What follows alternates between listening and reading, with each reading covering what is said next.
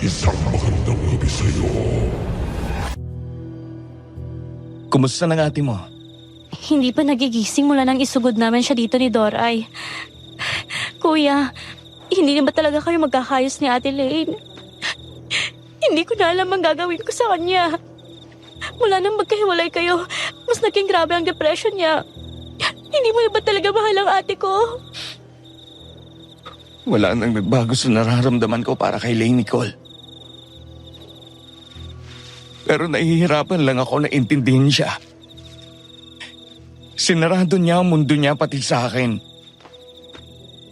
Ilang beses kong sinubukan na mag-reach out sa kanya. Alam ko, nagluluksa siya sa pagkamatay ni Rosie. Pero namatayan din ako.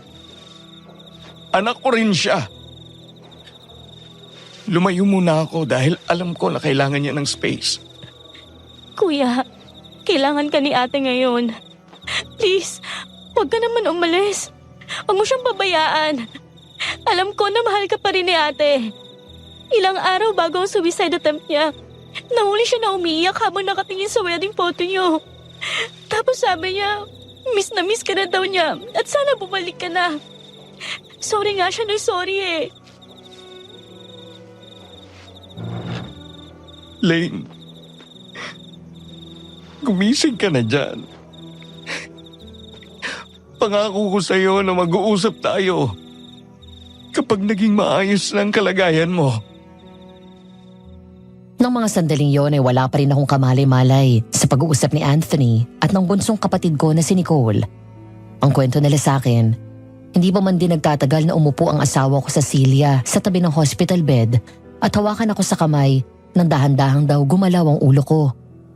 Makalipas lang ang ilang segundo ay doon ako dumilat at nagtaka nang makita ko ang paligid. Nasaan ako? Ate? Tawagin mong doktor. Bilis! Doc! Doc!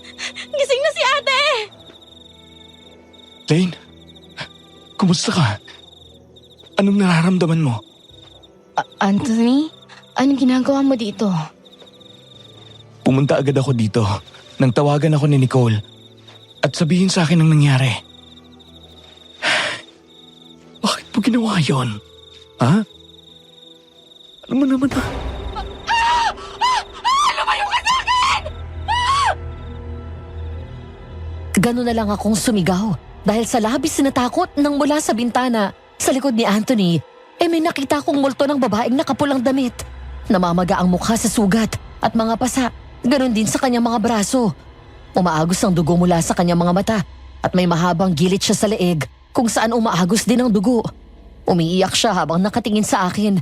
Ang kamay niya ay nakalahad sa akin na parang sinasama ako. Bumalikos ako ng bangon at kahit nangihina, nagmamadali akong gumapang at nagtago sa ilalim ng kama. Lumayo ka sa akin! Layo! Lane! Ano bang nangyayari sa'yo? Lumabas ka dyan! May multo sa bintana, Anthony! Babaeng nakapula! Puro dugo siya! Walang multo! Meron! Nakita ko! Okay. Lumabas ka na dyan. Ako ang bahala. Nandito ako. Hindi kita iiwan. Hindi ka niya malalapitan. Sige na. Nanginginig ang katawan sa takot na inabot ko ang kamay ko kay Anthony. Nang ilhad niya yon sa harap ko. Na lumabas ako, doon ko nakita ang doktor, ang mga nurse at si Nicole na umiiyak habang nakatingin sa akin. Inalalayan akong tumayo ni Anthony habang nakaakbay sa akin. Nang tumingin ako sa bintana, wala na rin ang babae. Ikaw ang susunod sa anak mo. Rosie! Ang anak ko! Doc, pampakalma please.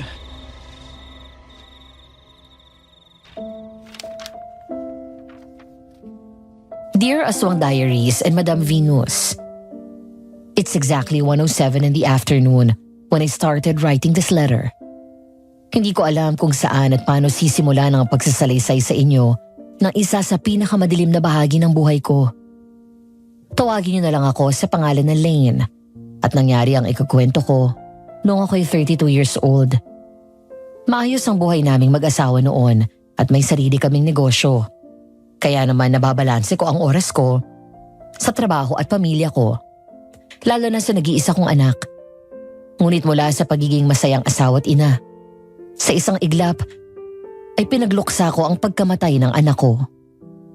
Dahil doon ay nasira ang pagsasama naming mag-asawa. Aaminin ko, Madam Venus, it was my fault. I became too depressed. Si Rosie na 8 years old at nag-iisang anak namin ni Anthony ang huling alas ko para maging isang ina. Dahil bago ko pa lang siyang pinagbubuntis ay sinabihan ako ng doktor ko na hindi na ako maaaring magkaanak ulit. Ang kanyang pagkamatay at ang katotohanan na hindi na ako magkakaanak pa ang dahilan ng matinding depression ko. I shut down every people around me, kasama na ang asawa ko. Hindi ko na malaya na sa ginawa ko ay gumuguho na rin ang pagsasama namin until I became suicidal. Doon na nagbago ang lahat. Nang makaligtas ako matapos ang unang pagtatangka ko sa buhay ko, nagsimula akong makakita ng mga nakakatakot na nilalang, mga multo, at higit sa lahat, isang aswang. Walang naniwala sa akin ang sabihin ko ang nakikita ko. Dahil sa mental condition ko, iniisip nila na nag-hallucinate lang ako, bunga ng depression. Hanggang sa natagpuan ko ang sarili ko sa Siquijor, sa isang secluded na mental facility. Ang buong akala ko ay gagaling ako doon. Hindi ko akalain na doon ko mararanasan ang mas matinding takot at panganib dahil sa aswang. Ma'am Lane, nakainom na po ba kayo ng mga gamot nyo? Oo, Doray. Salamat sa paalala. Welcome po. Ay, ma'am, saan ko po ba ilalagay itong flowers na padala ni Sir Anthony? Natigilan ako nang lumingon ako sa maganda at malaking bouquet ng bulaklak na hawak ni Doray. Tama, galing nga yun kay Anthony. Mula nang makalabas ako ng ospital, 2 linggo na ang nakararaan, palagi na siyang nangungumusta. Nagpapadala ng mga paborito kong pagkain bukod sa bulaklak. Kapag may oras siya, dumadaan dito sa bahay para ipagluto ako ng paborito ko at sabay kaming kakain. Sa madaling salita, para na naman niya akong sinusuyo. 6 na buwan na mula nang magkahiwalay kami. Aaminin ko, mahal na mahal ko pa rin si Anthony. Miss na miss ko na rin siya. He is my first and greatest love. Walang sino mga lalaki ang makakapantay sa kanya sa buhay ko. But my depression ruined our marriage. I ruined us.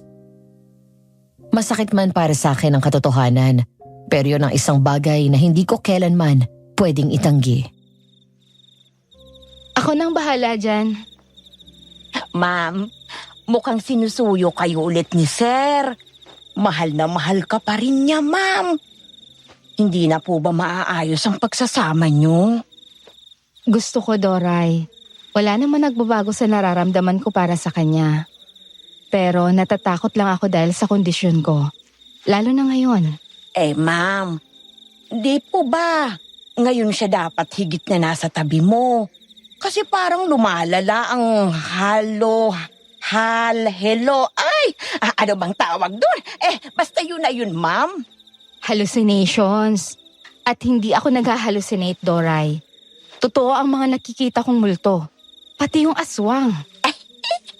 Sabi ko na nga po eh. Sige na, matulog ka na kung tapos ka na dyan sa ginagawa mo sa kusina. Ay, ma'am, alam niyo po pala, may nakita ako sa internet. Mental facility po siya pero hindi gaya ng mga typical na mental sa ospital. Sa Siquijor, ma'am.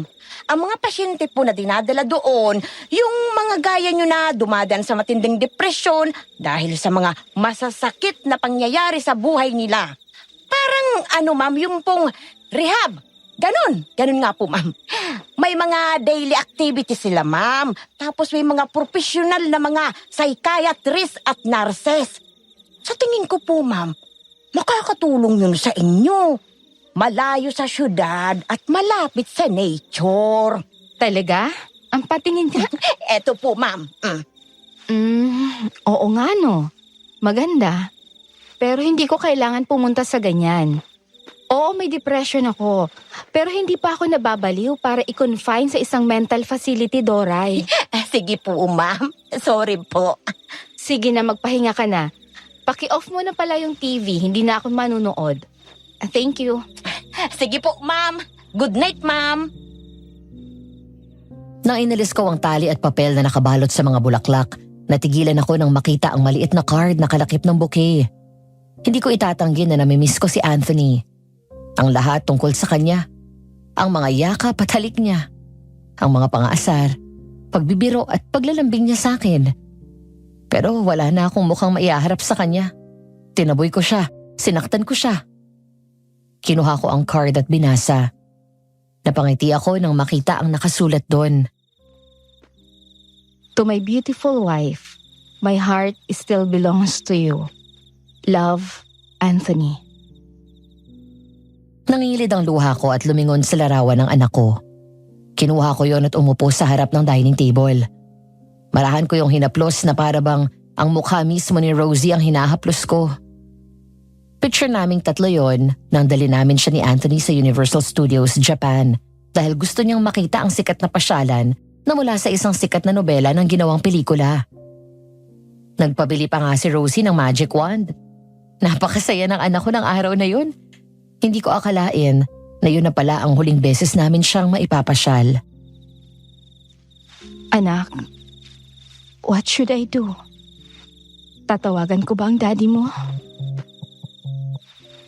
Hello? Ay, nakaistorbo ba ako? Hindi naman.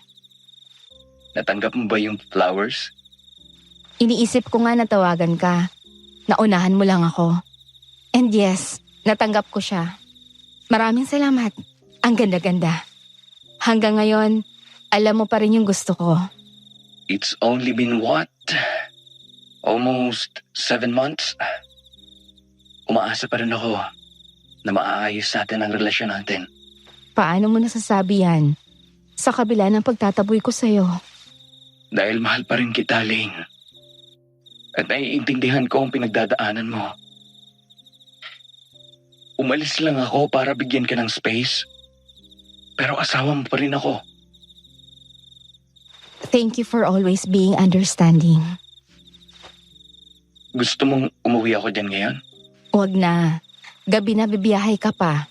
Ganito na lang. Sa weekend, magluluto ako ng lunch. Sige. Magpahinga ka na.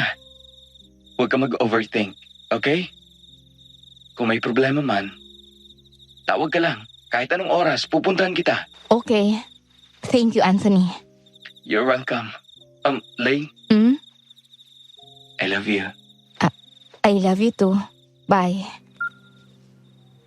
Matapos ayusin ang mga bulaklak sa vase, ay umakyat na rin ako sa kwarto. Agad akong naghubad ng damit at pumasok sa banyo. Binuksan ko ang shower at ang heater dahil malamig ang klima ng mga panahon na yun. Dahil sa steam na mula sa heater, nagkaroon ng fog sa loob. Habang naliligo ako, hinayaan ko na lang na bukas ang pinto dahil ako lang naman mag-isa doon. Ilang sandali pa. Lane.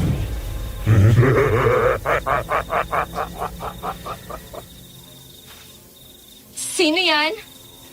Doray? Ikaw ba yan? Agad akong lumingon nang marinig ang boses na yon.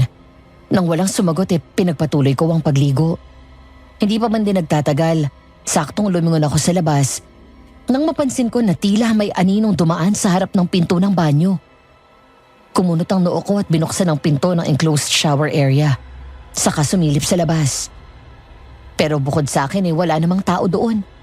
Muli akong bumalik at pinagpatuloy ang pagliligo. Nang matapos ay agad akong nagpunas at nagsuot ng bathrobe. Habang ginagawa ang skincare routine ko, doon pa rin sa banyo, bigla na naman akong napahinto nang may mabilis na dumaan sa harap ng pinto. Doray? Doray? Ikaw ba yan? Wala na naman akong narinig na sumagot, pero kitang-kita ko na may dumaan. Mabilis kong tinapos ang ginagawa ko at lumabas ng banyo. Nagtaka ko nang makita na bukas ang pinto ng kwarto.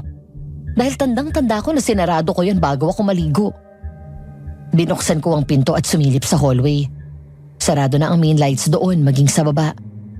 Dahil wala naman akong nakitang kakaiba, iniisip ko na lang na baka namalikmatan na naman ako.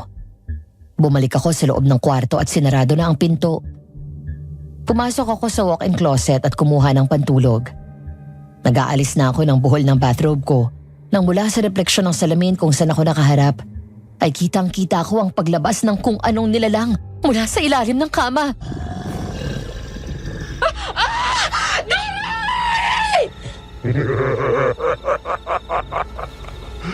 Isang magandang gabi sa'yo.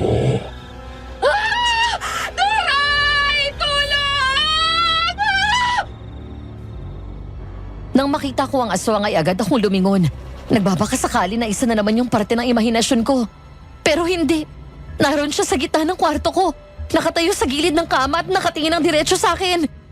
Nang tumakbo ang aswang palapit sa akin, ay agad ako nagmamadali na lumapit sa pinto. Nang itulak ko yun siyang tulak din ito at pilit din na binubuksan yun. Umiyak ako sa takot nang mailusot nito ang isang kamay at pilit akong inaabot. Lumabas ka dyan, babae. Ano ba talaga ang kailangan mo sa akin? Tigilan mo na ako! Gusto mong sumunod sa anak mo, hindi ba? Halika dito. Ibibigay ko ang kahilingan mo. Kahit na ipunin ko ang lakas ko at pilit na isarado ang pinto, hindi naging sapat yon at tuluyang tinulak yon ng aswang. Tuluyan siyang nakapasok. Halos tumalsik ako at napahiga sa sahig. Nanginginig ako sa takot na tumingala at doon bumungad sa akin ang nakakatakot na mukha ng aswang na nagpatindig ng balahibo sa buong katawan ko. Ang mukha nito ay humpak at halos mukhang bungo na. Malalim ang mga mata at parang nakabaon sa loob ng mga butas ng mata nito na puro itim at halos tuldok na puti lang ang nagsisilbing balintataw. Ang mga ngipin niya ay gaya sa talim ng dagari. Maliit ngunit matatalas. Ang balat nito ay naaagnas at ang laman ay mukhang pinilipit. Manipis ang buhok na parang matandang unti-unting nakakalbo. Ang mga daliri sa kamay at paa ay mahaba at matalas ang mga kuko. Demonyo! Lumayo ka sa akin! Sanayin mo lang sarili mo sa mukhang demonyo na ito. Dahil hindi ito ang huli nating pagkikita.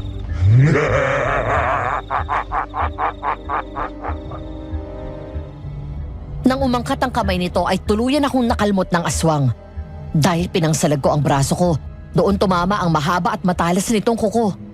Nang akma akong kakagatin nito, nagpumiglas ako ng husto habang patuloy ang sigaw at iyak. Tama na! Lumayo ka sa akin! Tulungan niyo ako! Ma'am! Ma'am! Anong nangyayari, ma'am? Doray! Doray! Yung aswang! Nandito siya! Gusto niya akong patayin! Aswang! Nasaan po, ma'am? Nandito siya! Pumasok siya dito sa walk-in closet! Eto, nakalmot pa nga niya ako! Papatayin niya ako! Galing siya sa ilalim ng kama!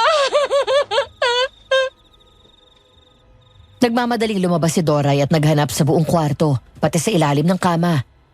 Lumabas pa siya sa kwarto at naghanap sa buong bahay. Maya-maya ay bumalik ito at wala na ang bakas ng takot sa kanyang mukha. Sa halip, may naaninag akong lungkot sa mata niya na parang anumang oras babagsak ang mga luha mula roon. Ma'am! Wala pong aswang, ma'am! Anong wala? Meron, Doray! Nakita ko mismo! Nagtago siya dyan sa ilalim ng kama! Lumapit siya sa akin, sinakay niya ako! Eto oh! Kinalmot niya ako! Halika po. Dalhin ko na kayo doon sa sinasabi ko na mental facility sa Sikihor, ma'am. Hindi ako baliw! Hindi ako nag-iimbento lang! Totoong may aswang! Hindi na po kayo iba sa akin. Kaya nasasaktan ako na makita kayo na ganyan, ma'am. Pero wala po talagang aswang. Naghahalos Nag-hallucinate lang kayo, ma'am. Hindi!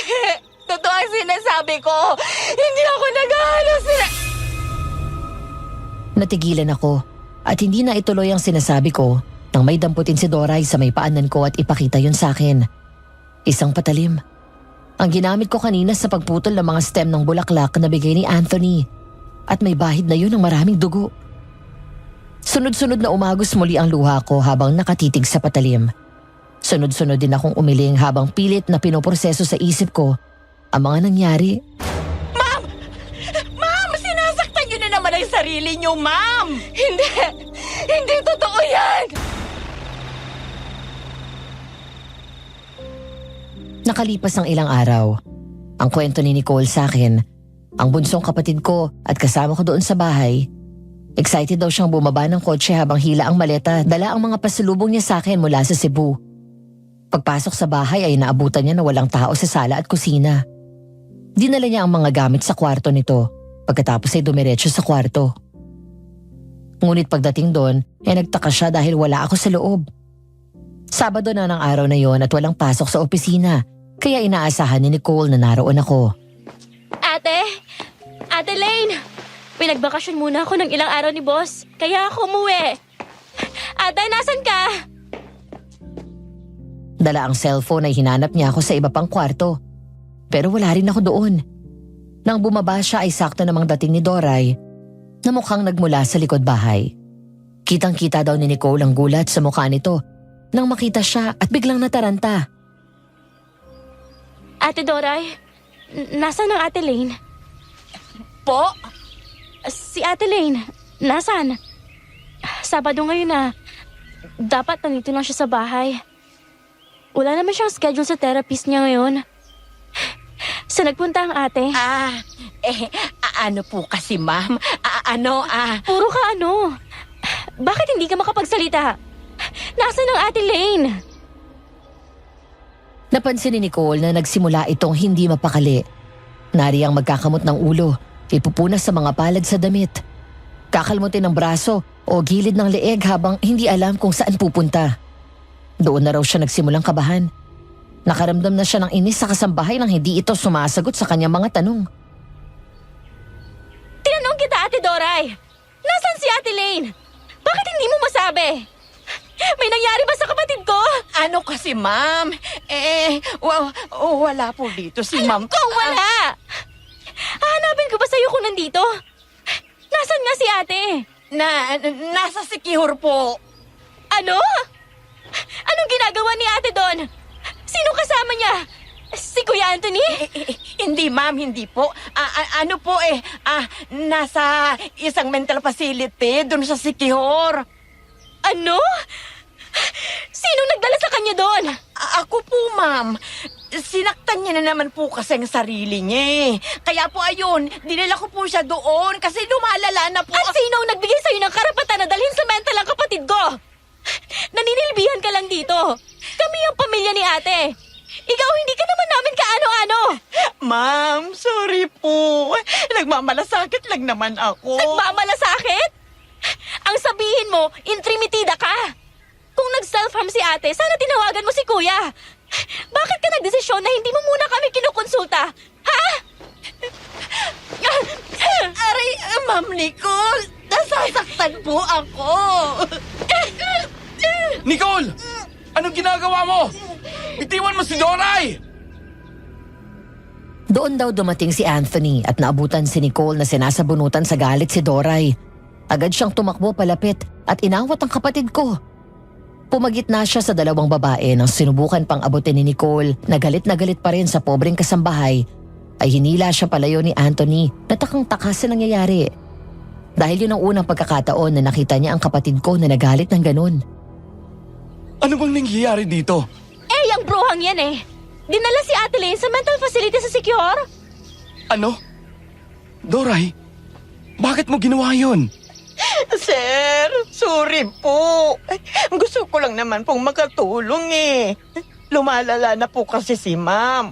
Natakot lang ako. Nag-hysterical po kasi siya ng gabing yun. May aswang daw pero wala naman, sir. Narinig ko siya, sigaw ng sigaw. Tapos pumipiglas habang nakahiga sa walk-in closet niya. Ay wala naman ibang tao dun bukod sa kanya dahil nasa kwarto na rin po ako nun, sir. Tapos may kutsilyo po sa paanan niya at hiniwaan ang sarili niya. Bakit hindi mo ako tinawagan? Yun ang mahigpit na bilin ko sa'yo, di ba? Kahit anong mangyari ay tatawagan mo ako. Kami ang pamilya ni Lane. Kami dapat ang magdidesisyon kung ano sa tingin namin ang makakabuti sa kanya. Bakit ka nakialam? Masyado na yatang nagiging palagay ang loob mo dito. Na nakakalimutan mo na kung hanggang saan lang ang limitasyon mo. At hindi napapaliw ang asawa ko para ipamental mo. Itedemanda ka namin! Ma'am, sir, wag po. Nagmamakaawa po ako. Saan mo dinala si Lane? Nang mga sandaling yon, ako naman na naroon sa mental facility sa Siquijor at kasalukuyang kausap ng head ng lugar na yon at psychiatrist na si Dr. Conrad Magno. Malumanay ang kanyang boses at parang palagi siyang kalmado. Ang weird lang ng kanyang balat at medyo nakakailang siyang tumingin, pero natatakpan niyo ng masayahin nitong personalidad. Ang totoo, hindi ko alam kung paano ako nakarating doon. Ang kwento lang sa akin ni Doray tulala lang daw ako buong biyahe at nanginginig ang katawan sa takot. Basta ang naalala ko natauhan na lang ako na naroon ako. Nag-hysterical pa ako nang mapagtanto ko kung nasaan ako. Pinagtutulungan ako ng mga nurse at tinurukan ako ng sedative kaya ako tuluyang kumalma at nakatulog. Nang magkamalay ako, sinabi na lang ng mga staff doon na umalis si Doray at hindi alam kung kailan babalik.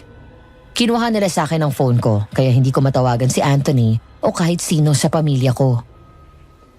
May tutulong ba ako sa iyo, Lane? Hindi ko alam, Doc. Kumusta ka ngayon? Anong nararamdaman mo? Hindi ko maipaliwanag yung level na nararamdaman ko na lungkot. Pero parang nakakamatay. Ano ba ang usual na daily routine mo?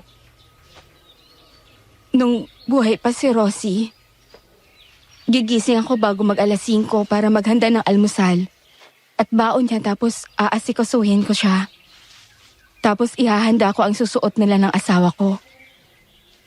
Kapag nakaalis na sila, ang sarili ko naman ang aasikasuhin ko para pumunta sa trabaho. Sa gabi naman, pag uwi ko galing sa office, tuturuan ko siya ng mga lessons or assignments niya. Tapos magluluto ng dinner, kakain. Magbabanding kaming pamilya bago matulog. Lane, kaya mo bang ikwento sa akin ang mga nangyari noon?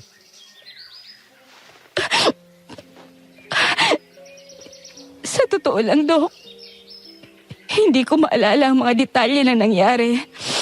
Dahil hanggang ngayon wala akong maalala ng mga ginawa ko bago ko nalaman na patay na ang anak ko.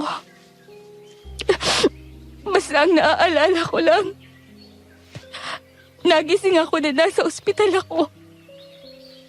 Ang sabi sa akin ng asawa ko at ng parents at kapatid ko, natagpuan na lang daw ako sa gilid ng daan. Halos patay na.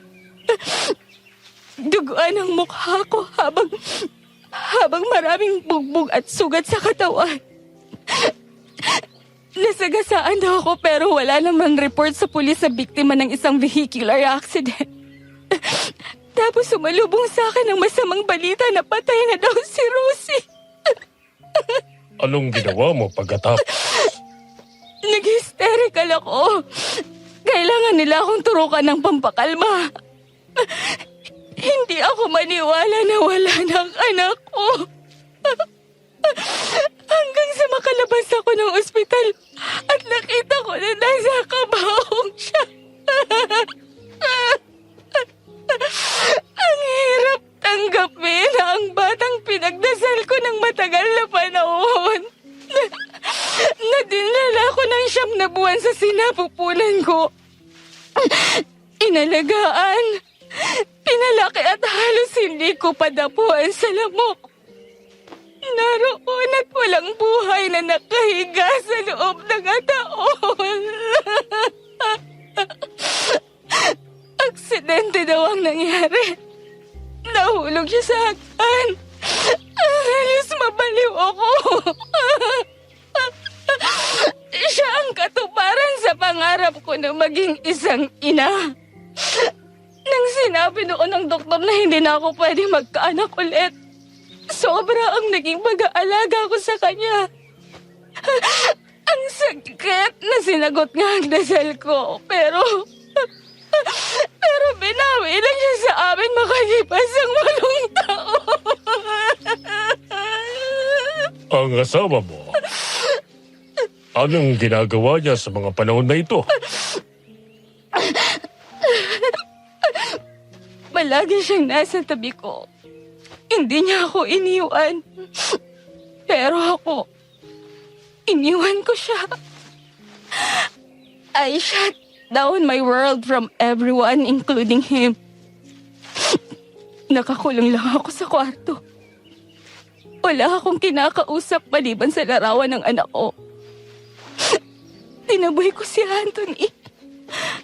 Wala na kaming ginawa kung hindi ang mag-away. When our child died, so did our marriage. We fell apart. Umalis siya ng bahay at naiwan ako. Ang akala ko makakatulong sa akin kapag nawala siya sa buhay ko. Pero lalo lang ako nilamon ng lungkot. Doon ka ba nagsimula na saktan ang sarili mo? Opo. Dahil pakiramdam ko napakasama ko. Nawala na nga ang anak ko. Tinaboy ko pa ang asawa ko.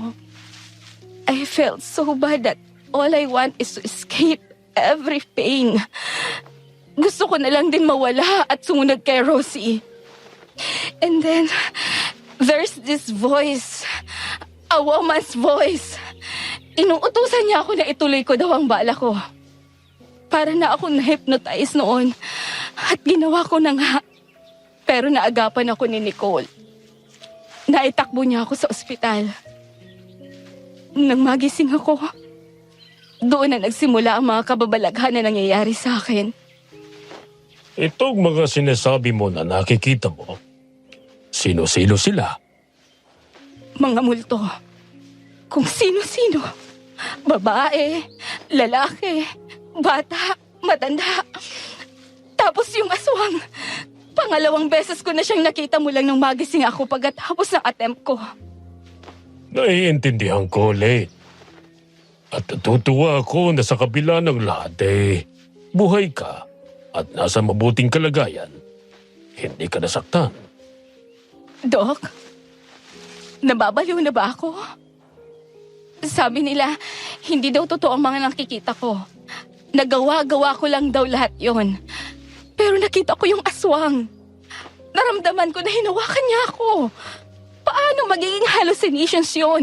May mga bagay na nililikha ng ating isip dahil sa epekto na rin ng labis na kalungkutan.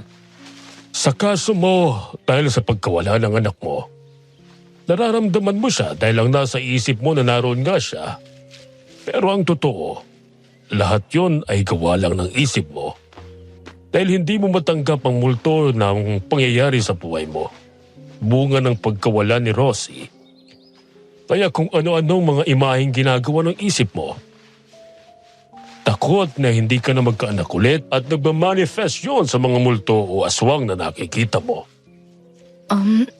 Siguro nga po. Thank you, Doc. Pwede ko ba tawagan ang pamilya ko? Hindi pa kasi nila alam na nandito ako. Oh, sure.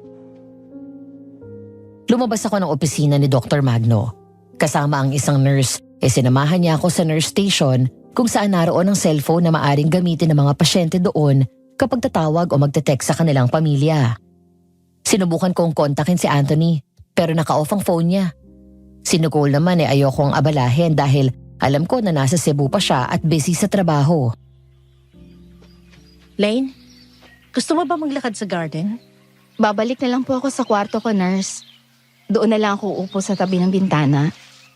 Okay. Basta kung may kailangan ka, sabihin mo sa akin. Opo. Pagdating sa kwarto ay pumasok pa si Nurse Molly sa loob at siniguro na wala akong kakailanganin pa. Bahagya akong nagtaka dahil sa halip na umalis siya, tumabi sa akin ang nurse at nakitanaw sa labas. Hanggang sa may sabihin siya na mas lalo ko pang ipinagtaka. Hindi ka dapat pumunta dito. Po? Bakit naman po? Mamaya dadalhin ulit kita sa nurse station. Subukan mo ulit tawagan mong pamilya mo at magpasundo ka dito. Umalis ka dito. Hindi mo alam kung gaano kadelikado ang lugar na ito. Ano pang ibig niyong sabihin? Basta makinig ka sa akin. Hindi ka dapat magtagal dito. May niligay ako kanina sa ilalim ng unan mo. Gamitin mo yung sakaling manganib ang buhay mo. At magbasa ka ng Biblia. Magdasal ka. Ang Diyos ang makakapagligtas sa'yo. Hindi ko po kayo maintindihan. Kapag may kailangan ka, ipatawag mo na lang ako. Ang buong akala ko ay matatahimik na ako ngayon na naroon ako sa loob mismo ng mental facility. May nakakausap ako, may umaalalay sa akin at nakakaintindi sa akin. Pero sa kabila ng lahat at maging sa ganda ng paligid dahil sa parehong gubat at dagat na nakapaligid sa akin, hindi ako panatag sa lugar na yun. Hindi ko alam kung anong pumasok sa isip ni Doray at sapilitan akong dinala dito. Wala ako sa sarili na ibiyahe niya ako. Pagdating dito ay iniwan ako ng ganun lang at wala na akong narinig mula sa kanya. Pero dahil naroon na rin lang ako, pilit ko na lang sinasanay ang sarili ko at umaasa na sasabihin din ni Doray kay Anthony kung nasaan ako. Nang gabing yon, habang himbing ako natutulog sa kwarto ko, wala akong kamalay-malay na may dahan-dahan na nagbukas ng bintana at pumasok sa silid ko. Sino ba yan? Ang ingay na... Naalimpungatan ako matapos ang malakas na boses ng babae na umiiyak. Kaya dahan-dahan na dinilat ko ang mga mata ko. Bigla akong bumalikos ng bangon nang makita ko sa paanan ng kama ko ang isang multo ng babaeng nakaitim at naaagnas na ang itsura nito. Luwa ang tiyan at nakalaylay ang mga bituka habang walang tigil ang agos ng dugo mula sa bibig nito. Dahil sa takot ay nagmamadali akong bumaba ng kama at hinablot ang kung anong sinabi ni Nurse Molly na iniwan niya sa ilalim ng unan ko. Matapos yun ay nagmamadali akong tumakbo palabas ng pinto. Tulong! Tulungan niyo ako! Nandiyan na naman siya! Nurse! Bigla akong huminto sa pagtakbo nang makitang humarang sa daan ko ang aswang. Nanlaki ang mga mata ko kasabay ng tanong ko kung paano ako nasundan nito. Nang mahigpitan ko ang kapit sa hawak ko, doon pa lang ako napatungo at nakita ko kung ano yon. Isang supot ng asin na may bawang at balisong na nakatupi. Sa kabila ng sitwasyon ay gumana ang isip ko at naalala mga napapanood ko sa mga pelikula noon na panlaban daw sa aswang ang asin. Nanginginig ang kamay na pinunot ko ang plastik na pinaglalagyan ko nito. Humakbang ako patras na magsimulang humakbang ang aswang palapit sa akin.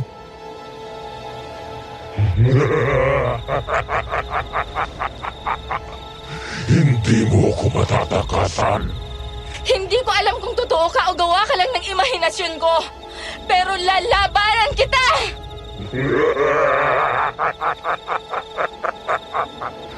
Talaga? Kaya mo?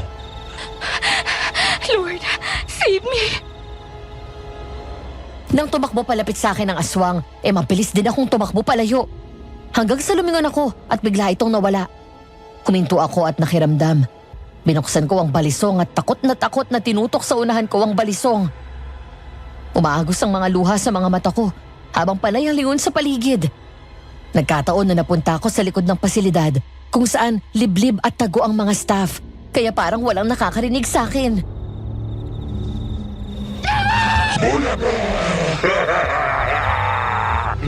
Mamamatay ka na ngayong gabi na ang tingin ng mga tao sa'yo ay baliw. Nagulat na lang ako nang bigla akong sunggaban ng aswang sa likod. Sinakal niya ako gamit ang braso niya. Naririnig ko ang kanyang angil at sa gilid ng aking mga mata, nakita ko na nakanganga na siya at akmang kakagatin na ako.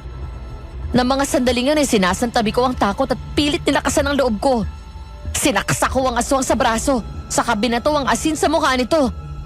Matapos yun ay sinaksak ko pa ulit siya ng 2 beses sa braso at inubos ang asin na hawak ko. Mabilis akong nabitawan ng aswang at sinamantala ko yun at lumayo sa kanya. Walang iya kang babae ka. Takbo! Kapag nahuli kita, Dudukutin ko ang lamang loob mo!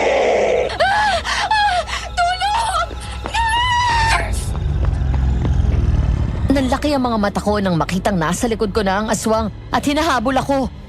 Binilisan ko ang takbo hanggang sa may nakita kong nurse na lumabas. Agad akong sumigaw ng malakas at umiiyak na tumakbo palapit dito. Maya-maya tumakbo palabas ang iba pang nurse na naka-duty ng gabing yun. Tulong! Hinahabol ako ng aswang! Lane! Ayun si... Nang lumingon ako, wala na doon ang aswang. Wala akong angil na naririnig bukod sa mga kuliglig sa paligid. Nagtingin na ng mga nurse. Ng mga sandaling yun, ay alam ko nang totoo ang aswang at hindi imahinasyon lang. Ilang sandali pa ay dumating si Dr. Magno. Nagulat siya at nag-aalala nang makita ang dugo sa kamay ko at sa damit ko, lalo na sa hawak kong balisong. Lane, ibigay mo sa akin yung balisong. Ayoko! Baka bumalik ang aswang! Kailangan ko ng panlaban sa kanya! Lane, walang aswang. Save ang lugar na ito. Alam ko ang nakita ko at hindi ako namamalikmata. Hindi rin ako naghahalusinate. Nahawakan ko ang aswang. Itong dugo na to hindi sa akin to, sa aswang. Oh, nurse, please. Alam niyo na gagawin. Sandali lang. Hindi ako nababaliw. Bitiwan niyo ako. Ano ba? Maniwala kayo. Hawakan niyo siyang mabuti. Totoo ang sinasabi ko. Gusto akong patayin ng aswang. Huwag niyo siyang bibitawan. Lane, akin na yan. Delikado yan para sa'yo. Nurse, pakinggan niyo ako. Ikaw ang nagbigay ng... bitiwan niyo, sabi ako eh. Hinawakan ako ng dalawang nurse na lalaki. Sinubukan ko na pumiglas at makawala, pero hindi ako nanalo sa kanila. Sa huli ay nakuha sa akin ang balisong at naturukan ako ng sedative.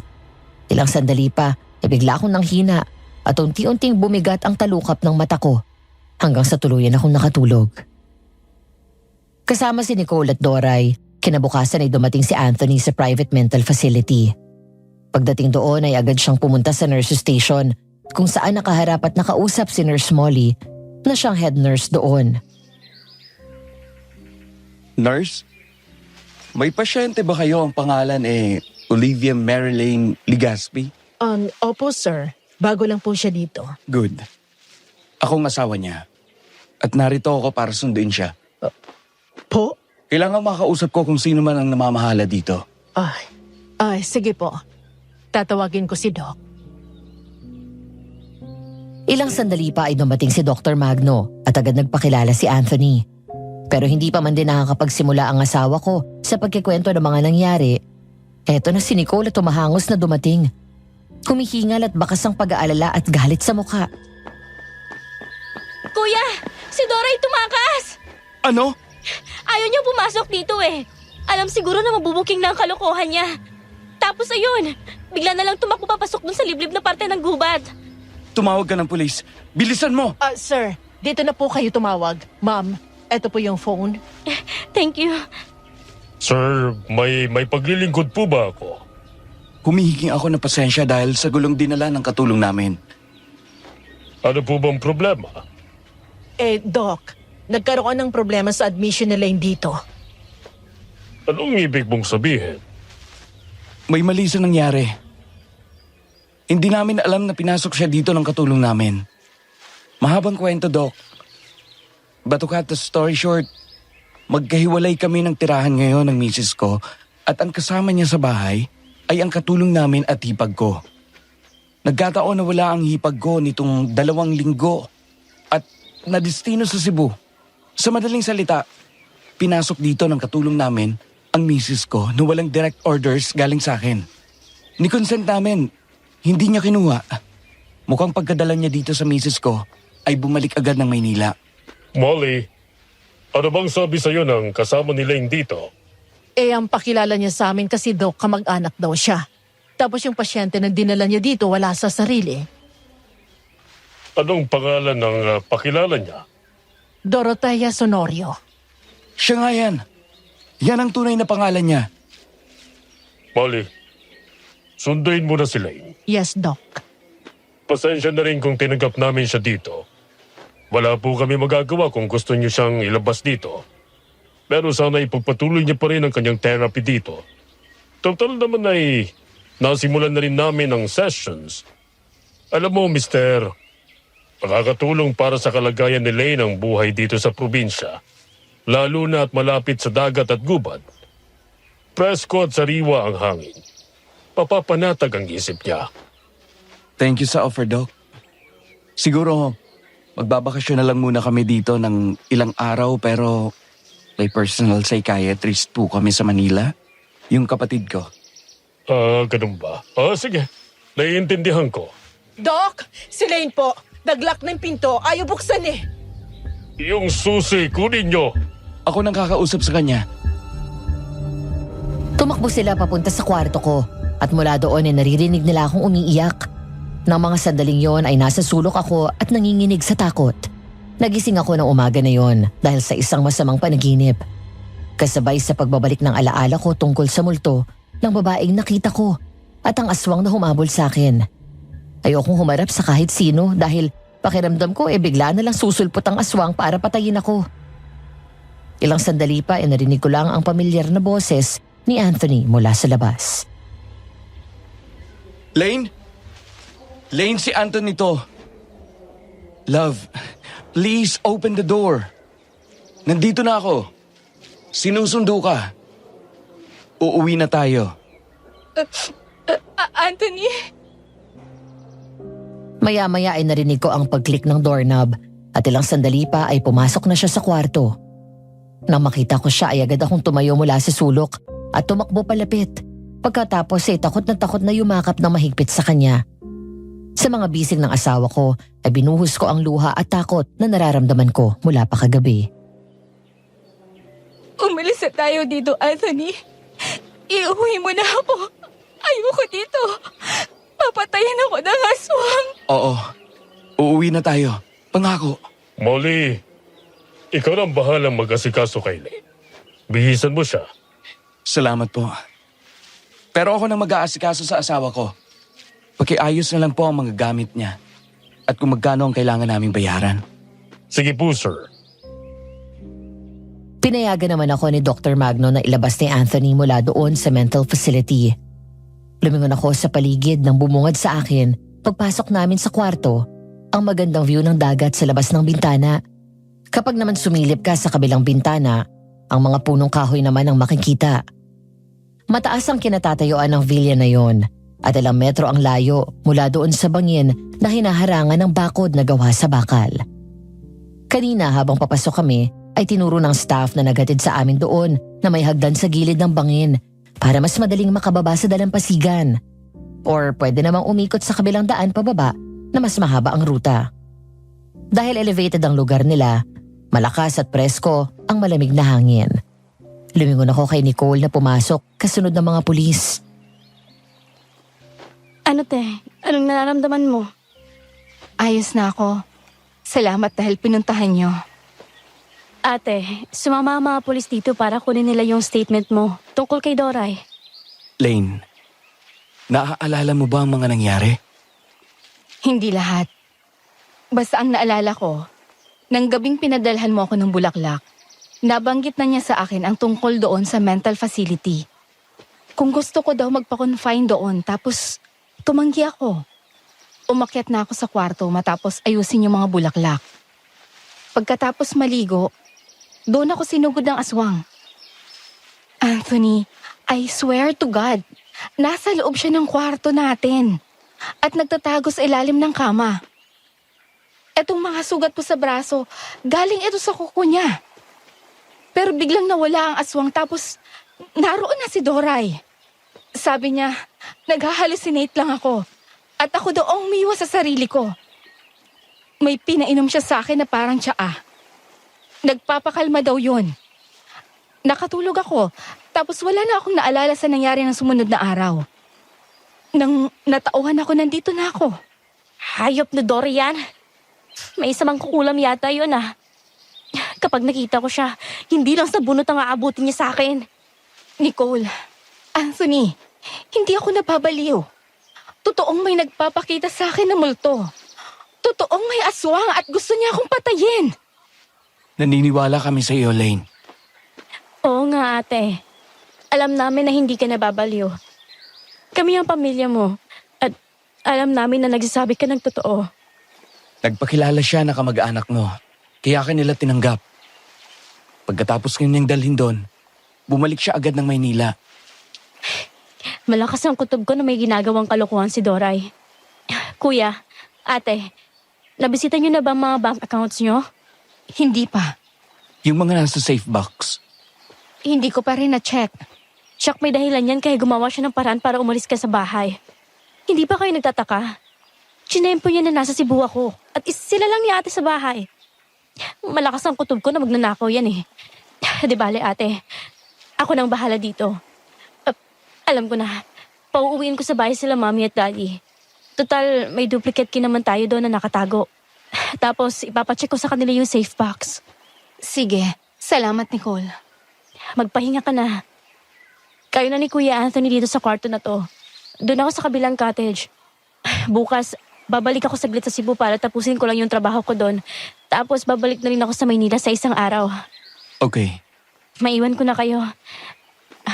Sir, balitaan niyo na lang po kami kapag nakita niyo na si Doray. Nagugutom ka na ba? Oo, hindi ako kumain doon.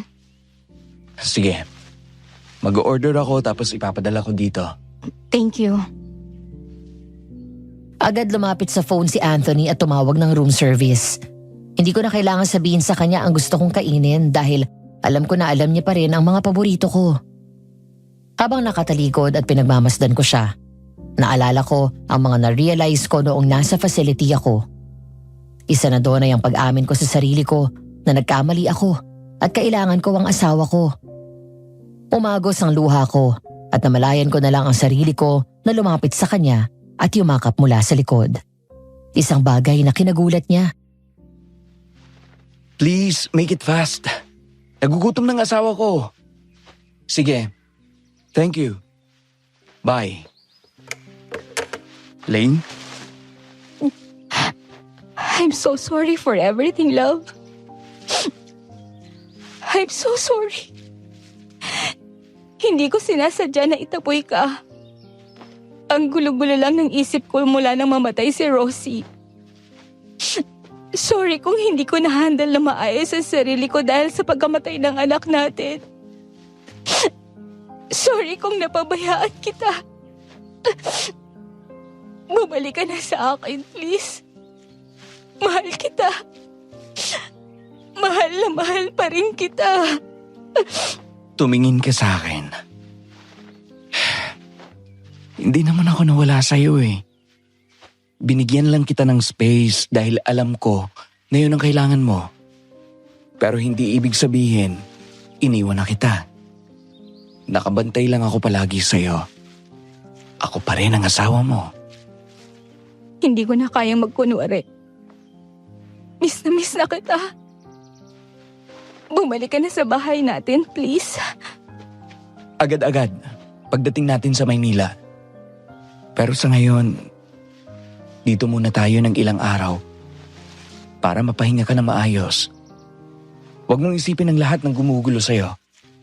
Gusto ko mag-focus ka muna sa sarili mo. Nandito lang ako. Hindi kita iiwan. At mahal na mahal din kita. Nang halikan ako sa labi ng asawa ko, ay malugod akong tumugon sa kanya ng halik. Parang tinangay ng hangin ang lahat ng bumabagabag sa akin ng mga sandaling yun. Muli kong naramdaman ang panatag na kalooban habang nakakulong ako sa mga bisig ni Anthony. Gumaan ang dibdib ko na tila may natanggal na mabigat na bato na nakadagan doon. At alam ko na nakikita ni Rosie at natutuwa siya ngayon na maayos na ang lahat sa amin ng daddy niya. Ilang sandali pa ay huminto siya sa paghalik at maingat akong hiniga sa kama. Susubukan ulit natin magka-baby? Pero hindi ba sabi ng OB natin, wala na akong kakayahan na magkaanak? Sabi niya lang yun. Basta ako, hiningi ko to sa Diyos. Yun na yata ang pinakamasarap at pinakamahabang tulog ko matapos ng ilang buwan mula nang mamatay ang anak ko. Mula sa likod ay yakap ako ni Anthony. Pumihit ako paharap at gumanti ng yakap sa kanya. Doon siya nagising at sinalubong ako ng magandang ngiti. Isang bagay na noon ko lang na-realize sobrang na-miss ko, maging ang kanyang paglalambing. Love, bakit parang lalo ka naging pogi ngayon? Mukhang bumabawi ang misis ko ah. Totoo nga. Talaga? Ang saya-saya ko na bumalik ka na sa akin. Matagal ko na sanang gustong makipagbalikan. Kaya lang, nahiya ako sa'yo kaya hindi agad kita kinausap. Ako ang dahilan kaya tayo nagkahiwalay. Natakot ako na baka tuluyan ka na nagsawa sa akin at ayaw mo nang bumalik. Pero kagabi, pagkatapos kong muntik mamatay dahil sa aswang, naisip ko na ayoko nang magsayang ng oras. Hindi mangyayaring kinakatakutan mo, love. Dahil lang minahal kita at pinakasalan, kasama kong tinanggap hindi lang ang magandang bagay at ugali mo, pati na rin ang kasungitan mo, ang paggamudi mo. Minsan, yung pagiging siloso mo. Kahit hindi ako mentally healthy, Wala akong pakialam. Mahal kita kahit ano pang sakit na meron ka. Pero naniniwala ako na malalagpasan mo yan. Basta lagi mong tatandaan na nandito lang ako at naniniwala ako sa mga sinasabi mo. talaga? Naniniwala ka na gusto akong pagtangkaan ng aswang? Oo. Dahil kilala kita. Hindi mo ugali ang mag-imbento ng kwento. Alam ko kung kailan ka nagsisinungaling. Alam ko kung kailan ka may tinatago sa akin. At mas lalong alam ko kung kailan ka nagsasabi ng totoo. Natatakot ako. Hindi ko maintindihan kung bakit niya ako ang hinahabol. Walang pwedeng manakit sa'yo. Pinapangako ko sa'yo. Hindi ko nahahayaan harapin mo ang takot mo ng mag-isa. Thank you, love. Pero wag muna nating pag-usapan yan. Bukas babalik na tayo sa Maynila. Ngayon, meron tayong buong araw para mag-enjoy dito. Mamasyal tayo. Maglalakad tayo sa tabing dagat. Ang tagal na rin mula ng huling beses tayong nag-date. Sige. Namimiss ko na nga yung paglabas-labas natin. Kapag natapos lahat ng to at nahuli na si Doray, magsi-second honeymoon tayo. Excited na ako. Sana mahuli na siya. Gusto ko siyang kasuhan sa ginawa niyang pagdala sa akin dito. Natutuwa ako na makita ka ulit na ganyan, na nakangiti at masigla. Basta bigyan mo lang ako ng konting oras pa. Mairaraos ko to. Malalagpasan ko to. Alam ko na kaya mo. Kasi matapang ka. Sa ngayon, ang mabuti pa, maligo na tayo para makapag-breakfast na. Okay. Hep. Maya-maya na pala tayo maligo. Sabay tayo. Akala ko ba? Oo nga. Pero maya-maya na. May gagawin pa tayo eh. Anthony, ano ka ba?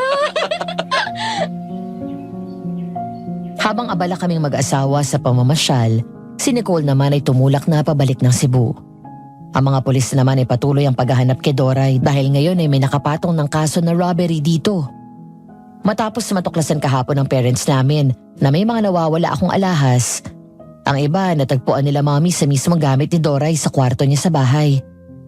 Bukod doon, nung araw na dinala niya ako sa Siquijor, sa hindi malamang dahilan, nagawa niya makapag-withdraw ng halagang tig 20,000 pesos sa 5 bank account ko na may suma total na 100,000 piso. Dahil doon ay agad naming tinawagan ng abogado namin. Pag-uwi namin bukas sa Maynila ay formal kaming magsasampa ng kaso ng pagnanakaw at ang pagdala sa akin sa mental facility na wala ako sa sarili at labag sa aking kalooban. Malapit nang magtanghalian.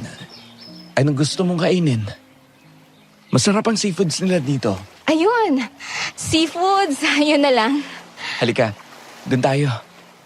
Nag-search na ako kanina. Yun daw yung masarap na restaurant dito. Nagsaserve ng seafoods. Okay. Pagdating sa restaurant ay agad nag-order si Anthony ng mga paborito kong seafood dish at inihaw na liempo.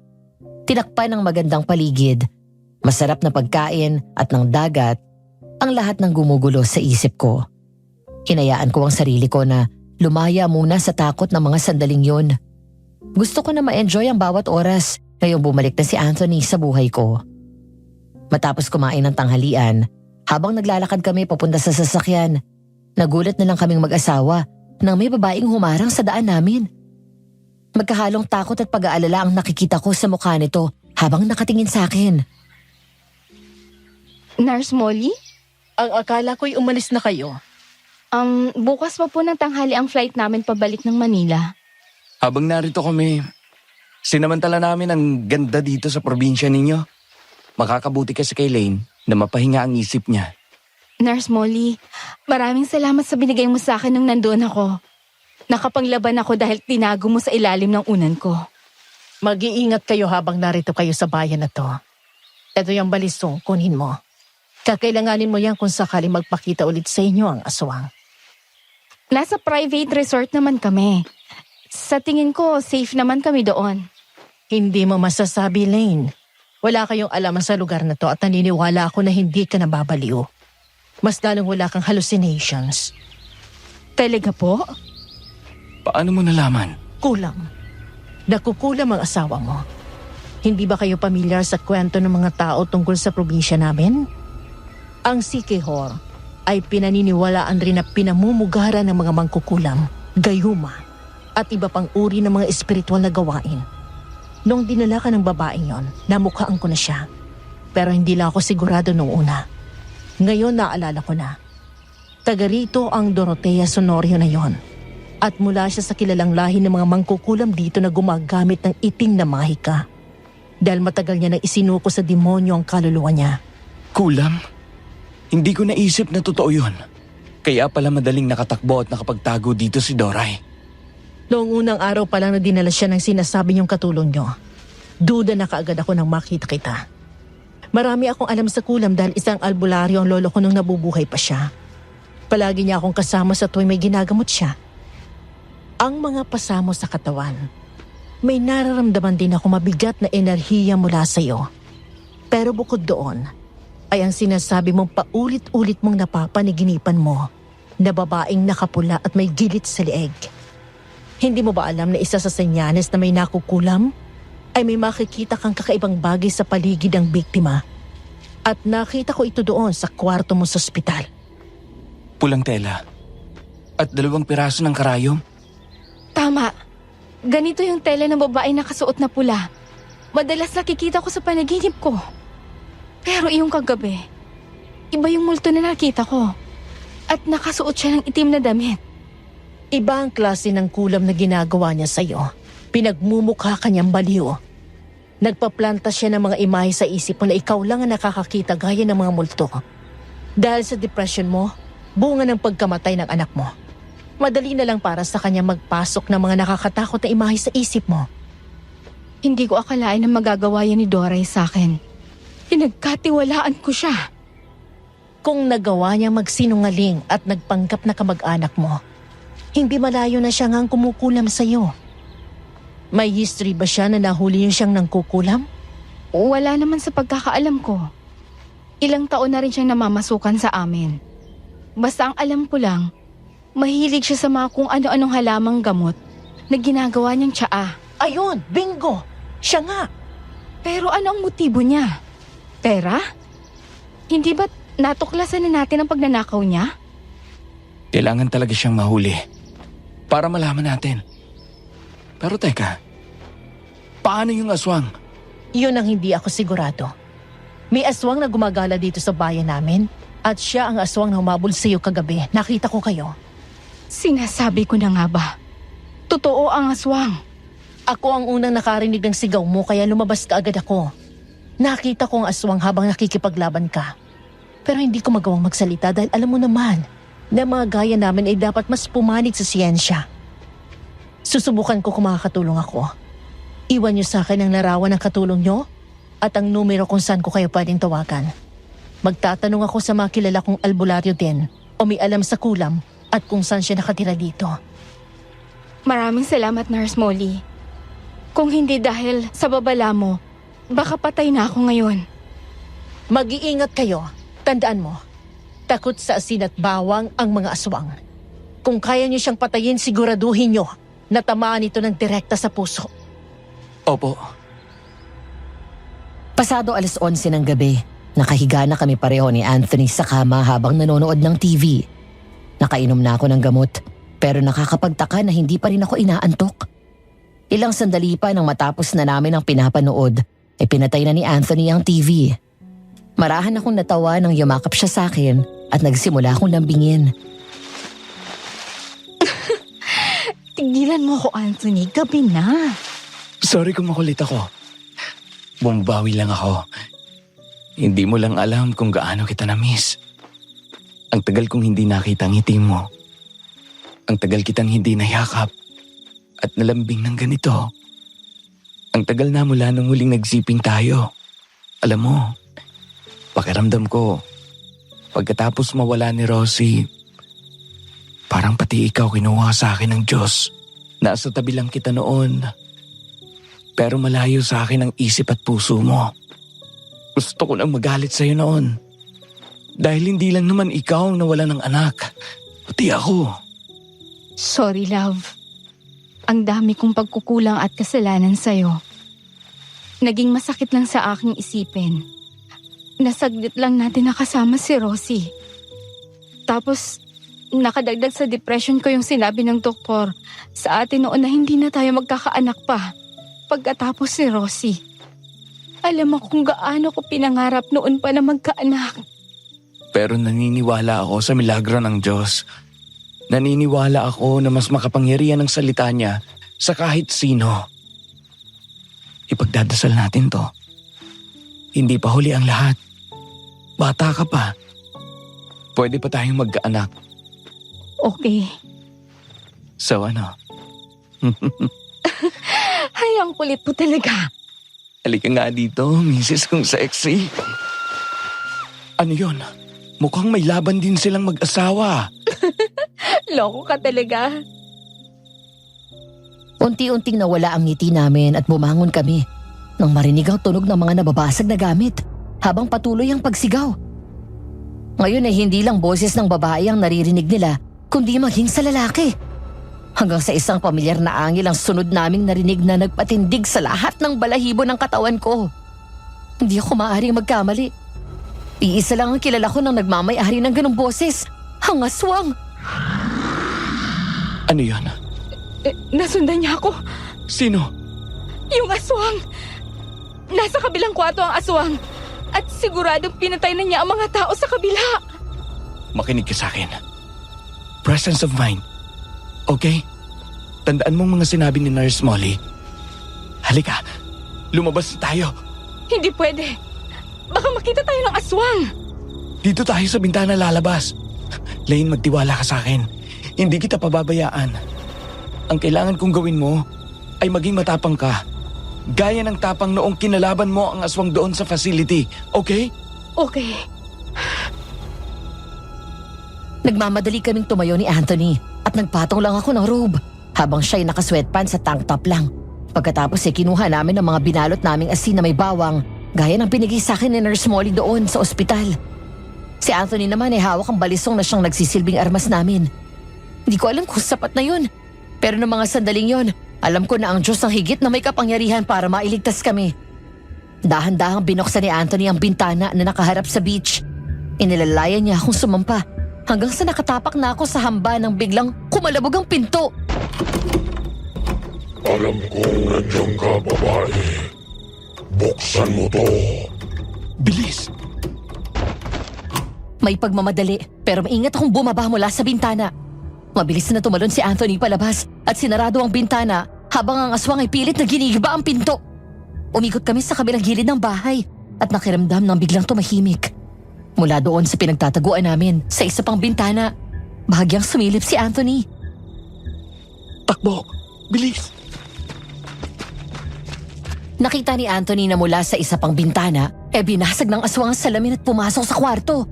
Samantala, maghahawak kami ng kamay na mabilis na tumakbo palayo sa villa na tinutuluyan namin. Hanggang sa huminto kami nang makita na may isang security guard na patay nang nakahandusay sa lupa at naliligo sa sariling dugo. Dinampot ni Anthony ang baril at binigay yun sa akin. Hanggang sa lumingon kami nang lumabas mula sa bintana ang aswang at galit na umangil nang makita kami. Anthony! Yung aswang! Nakita na niya tayo! Takbo! Mabilis kaming kumaripas ng takbo palayo. Pareho kaming walang suot na sapatos o tsinelas. Hindi alintana ang mga bato at matalas na sanga mula sa putol na kahoy na natatapakan namin. Basta ang mahalaga, makalayo kami. Habang tumatakbo ay panay ang lingon namin hanggang sa tuluyan kaming abutan ng aswang. Anthony!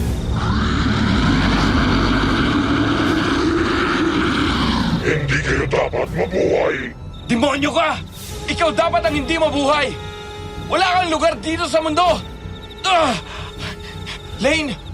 Barilin mo siya! Baka tamaan ka! Huwag mo akong intindihin! Mas mahalaga na mapatay natin siya! Kaya mo ba? Kaya mo bang iputok yan? At masaktan ang pinakamamahal mong asawa? Lane! Huwag kang magpapadala sa sinasabi niya! Maniwala ka sa akin! Ibaba mo yung baril mo. Kung ayaw mong madamay ang asawa mo, lumapit ka dito. Wag!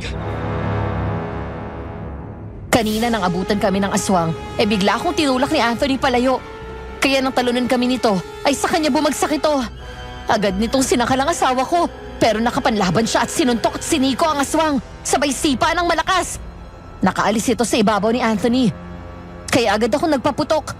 Tinamaan ito ng 2 beses, kaya bumagsak ang aswang. Mabilis kong nilapitan ang asawa ko at hinila siya palayo.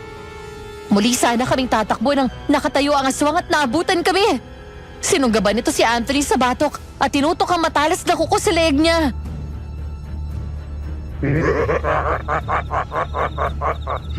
Ganyan nga. Lumapit ka dito. Lane! Tumakbo ka na! Hindi kita iiwan! Masunurin ka. Yan ang gusto ko sa'yo. Ngayon, bitawan mo ang asawa ko! Marunong akong tumupad sa usapan. Nang makalapit ako sa aswang, ay tinulak naman ito ni Anthony. Akmang lalapit siya sa akin nang sumenyas ako at pigilan ito. Puno ng takot ang mukha ng asawa ko. Pero sa mga sandaling yon, pakiramdam ko ay laban ko na mag-isa yon na kailangan kong harapin din na mag-isa. Ano ba talaga ang kailangan mo sa akin? Bakit ka habol ng habol? Sumama ka sa akin at malalaman mo. Bakit hindi pa dito? Hoy, babae. Huwag mo akong minamanipula. Dito, ako ang masusunod. Nagulat ako nang bigla akong sunggaban ng aswang sa baba. Hinawakan ko ang kanyang kamay nang maramdaman na humigpit yon. Hanggang sa bigla niya akong sinakal ng mahigpit. Halos mapugto ang hininga ko. Ang matalim niyang kuko ay naramdaman ko na unti-unting bumabaon sa balat ko. Sa halip na magpanik at matakot gaya ng karaniwang nagiging reaksyon ko, pilit kong pinakalma ang sarili ko. Habang si Anthony ay narinig ko ang pag-aalala sa kanyang boses. Tawan mo ang asawa ko! Wala siyang ginagawang masama sa inyo! Hindi niya kayo ginambala kahit kailan! Yun ang akala mo. Wala akong kasalanan sa inyo! Kailangan mong mamatay. Nang naramdaman ko na ang mas lalong pagsikip ng sakal niya sa akin, doon ko biglang nilabas ang patalim at sinaksak ito sa dibdib at binuon yun ng husto. Matapos yun, bigla itong binato ni Anthony ng asin. Binunot ko ang patalim, sabay saksak ulit dito ng 2 beses. Doon ako hinila ni Anthony palayo, sabay dampot ng baril at pinaputokan ito ng sunod-sunod. Hayop kang babae ka. Wala kang dinala sa akin kung hindi sakit ng ulo. May naisip ako. Halika, bumalik tayo doon sa villa. Hinahabol na naman niya tayo! Papatayin ko kayong dalawa. Nanlaki ang mga mata ko nang lumingon ako habang tumatakbo. At nakita ko na mabilis pa rin itong nakakatakbo. Kahit na bahagya na ito napapaluhod at tila nangihina dahil sa mga tama nito, patuloy pa rin itong tumatayo at hinahabol kami. Hanggang sa makarating kami sa likod ng kwarto na inuupahan namin. Doon sa may bangin. Tumayo kami sa harap ng mga bakod at hinawakan ni Anthony ng mahigpit ang kamay ko. Talagang sinusubukan nyo ang pasensya ko. Gusto mong makuha si Lane? Halika dito! Subukan mo! Magsisisi ka sa sinabi mo. Halika dito! Lapit! Malakas na umangil ang aswang, sabay sugod sa amin. Nang malapit na ang aswang ay mabilis akong hinila palayo ni Anthony at tinagos sa kanyang likod. Kaya nawala ng balanse ang aswang. Sumubsob sa bakod na nakaharang sa kinatatayuan namin at sa bangin. Nakuha ko ang gusto niya mangyari at mabilis namin itong tinulak sa bangin. Sa halip na mahulog agad ito, kinagawa pa nitong makakapit sa mga nakausling damo mula sa lupa. Ang akala ko matalino ka. Hindi ko akalain na madaling mauto ang isang kaya mo! Kapag nakaligtas ako dito, babalikan ko kayo at pagsisisihan niyo ang lahat! Go to hell! Binato ko ng natitirang hawak kong asin ang mukha ng aswang hanggang sa malapnos ang mukha nito at tuluyang nakabitaw. Nakita namin kung paano siya bumagsak hanggang sa ibaba. Umiiyak na niyakap ko si Anthony. Wala nang aswang. Patay na siya. Salamat sa Diyos. Wala nang manggugulo sa'yo.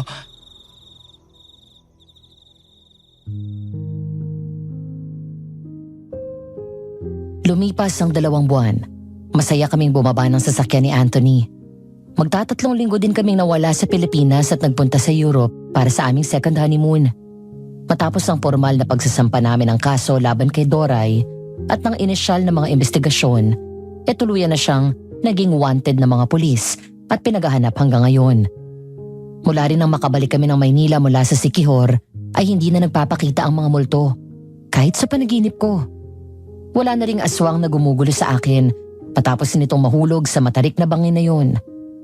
Habang ako naman ay mas malaki na ang improvement ng kondisyon ko dahil sa tuloy-tuloy na session ko sa therapist ko. Adeline, Kuya, welcome back. Salamat.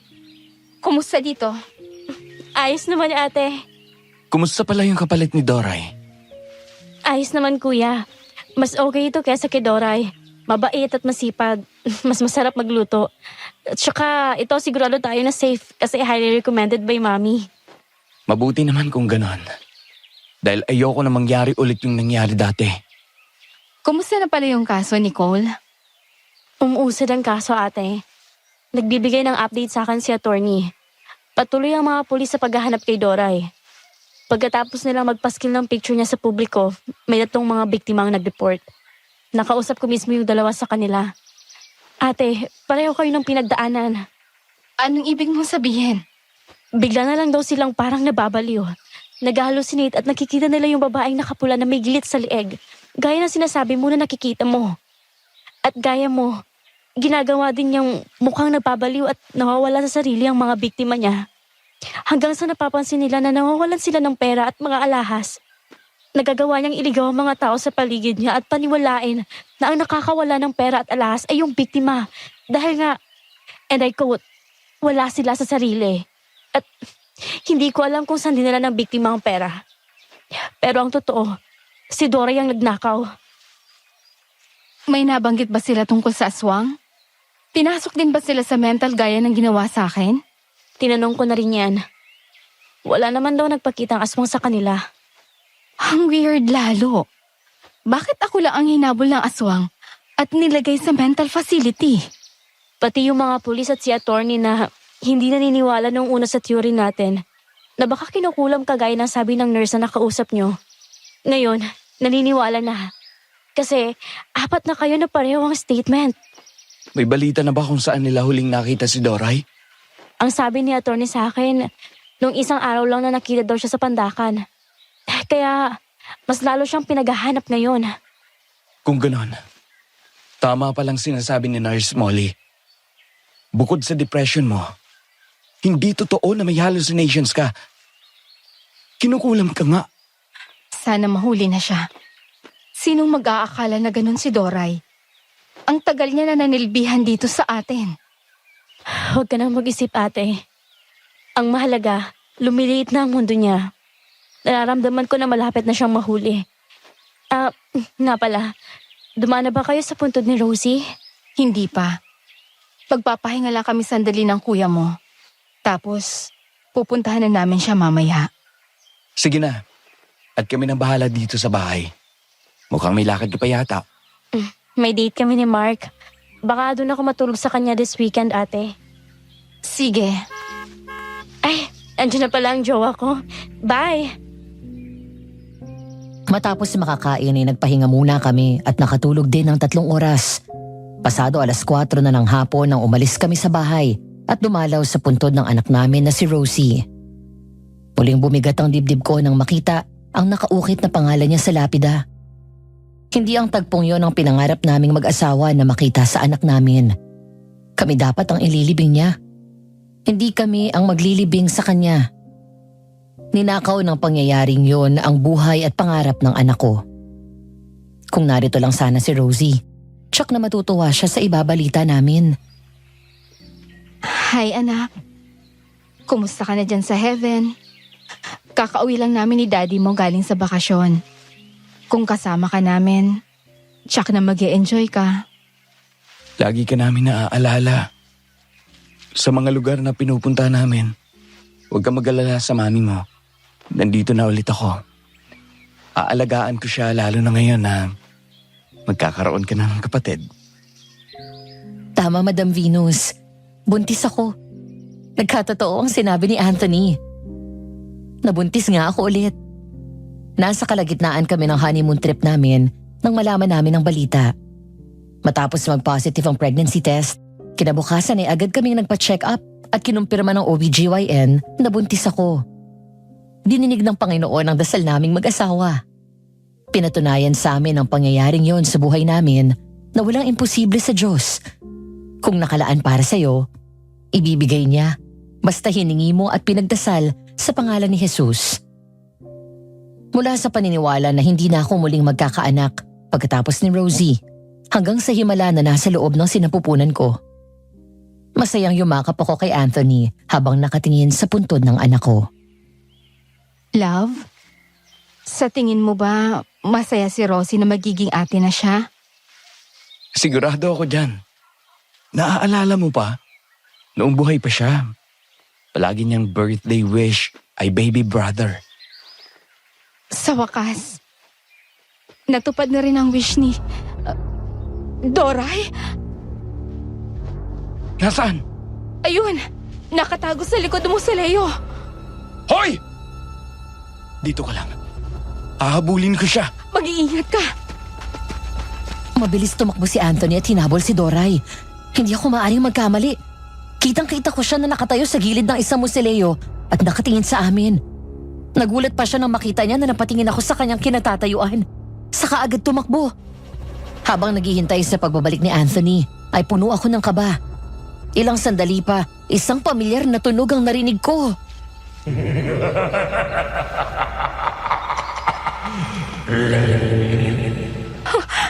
Ang tunog na yun. Hindi. Patay na siya. Nakita ko na patay na siya. Nandito lang ako. Babalikan kita.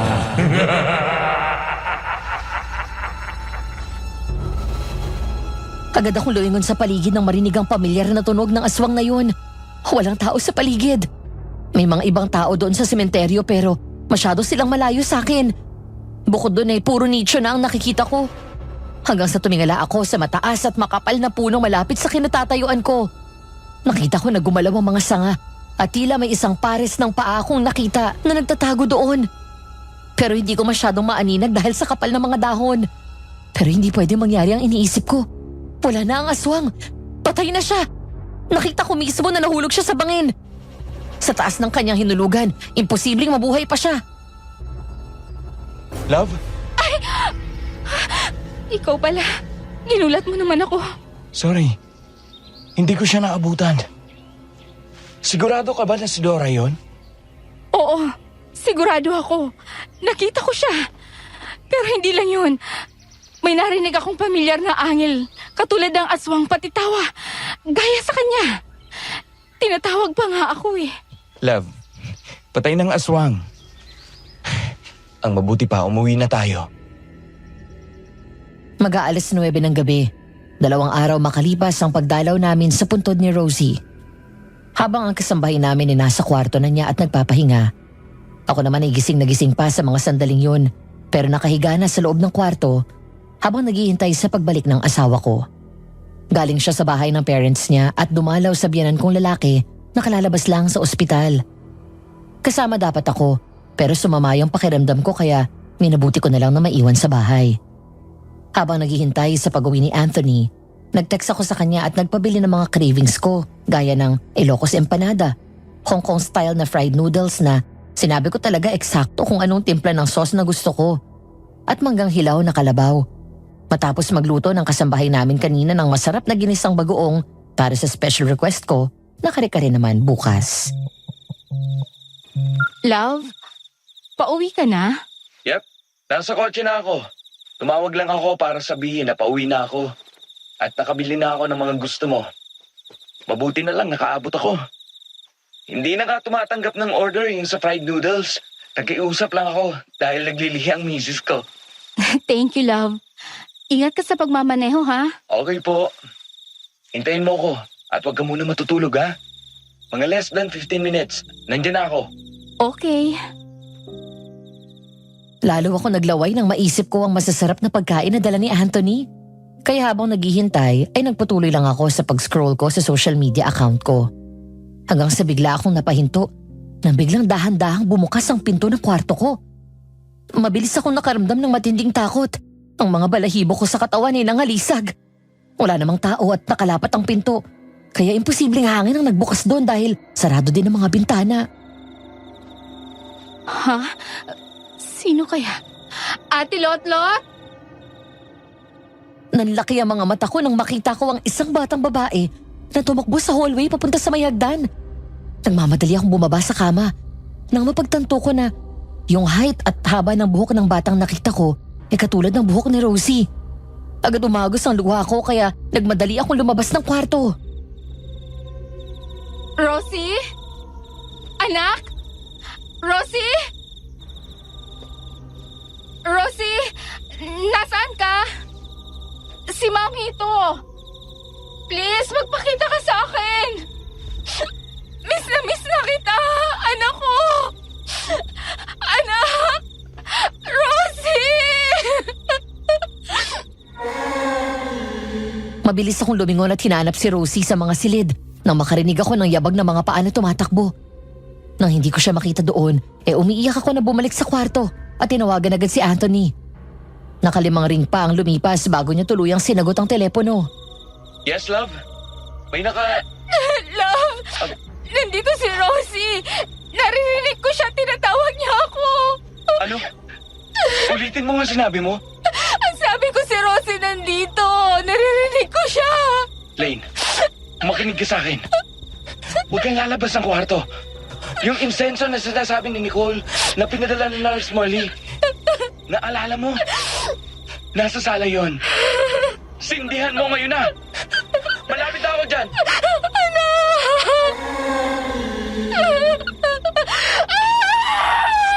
Nagmamadali akong tumakbo palapit sa pinto. Pero gano'n na lang ang gulat ko, sabay sigaw ng malakas. Nang pagbukas ko ng pinto ay bumungad sa akin ang multo ng isang matandang lalaki. Tumakbo ako palabas at nang dumaan ako sa mga katabing kwarto, biglang bumukas sa mga ito at lumabas ang multo ng dalawang matandang babae. Tumakbo ako pababa ng hagdan at natigilan ako nang makita ang paboritong music box ni Rosie na nasa ibabaw ng coffee table namin sa sala. Hindi to totoo! Hindi totoo! Hindi ka totoo! Tigilan niyo na ako! Nang pumihit ako sa kanan ko, nakita ko ang isang white lady. Nakalutang sa hangin ng mga paa at palapit sa akin. Sa kaliwa ko naman, yung babaeng nakapula na madalas nagpapakita sa akin noon. Tumakbo ako sa sofa at sumiksik doon hanggang sa biglang bumukas ang music box ni Rosie at kusa yung tumunog kahit hindi ko pinipihit sa likod. Tama na! Alam kong ikaw yan, Doray! Hindi mo na ako maluloko! Hindi ako baliw! Gaya ng gusto mong ipalabas! At wag na wag mong gagamitin ang anak ko! Nanginginig ang mga kamay ko sa takot na kinuha ko yung posporo at sinindihan ng insenso. Kahapon lang nasabi sa amin ni Nicole na kinontak daw siya ni Nurse Molly at pinadala ang insenso kasamang iba't ibang pangontra sa aswang at multo sakaling dalawin daw ulit ako. Pinapasabi pa daw nito na hanggat hindi pa nahuhuli si Doray, kailangan magdoble pa rin kami ng ingat. Maya-maya narinig ko na ang malakas na tunog ng preno ng kotse ni Anthony. Humahangos na dumating ito at agad akong tumakbo sa kanya at yumakap ng mahigpit. Calm down. Nandito na ako. Ang dami ng multo lang. Nakakatakot sila. Naag na sa mukha nila na para silang bumangon mula sa hukay. Kailangan mo na maging matapang. Hindi ko sila nakikitang gaya mo. Sabihin na sa akin kung nandito pa sila. Takot man ay lakas loob akong tumingin sa paligid. Doon ko lang napansin na lumabas pala ng kwarto si Ate Lotlot at may hawak na insenso na nakasindi bukod sa sinindihan ko doon sa sala. Nang lumingon ako sa paligid, wala na ang mga multo. Ang music box ni Rosie bigla na lang huminto at kusang bumaba yung takip. Si Doray. Siya ko na siyang may gawa nito. Nakita ko ito sa labas ng bahay bago ako pumasok kanina. Pulang tela. Picture mo at picture ni Rosie. Pati itong itim na manika at itim na kandila. Narito lang siya sa paligid. Hayop siya. Hindi ko alam kung bakit pa siya nanggugulo. Gusto yata talaga niya na magpahuli Ire-report natin kay attorney bukas na bukas din. Pero please, sa ngayon kumalma ka na. Ate Lotlot, pakitimpla naman ang kaming Sisi Lane. Yun munang inumin mo, since bawal kang uminom ng gamot dahil kay baby. Okay. Yung pagkain na pinabili ko, nasaan na? Ay nako, asawa ko, buntis ka nga. Cravings is life. Kahit minumulto na. Nasa kotse, ipapasok ko lang dito sa garahe yung sasakyan.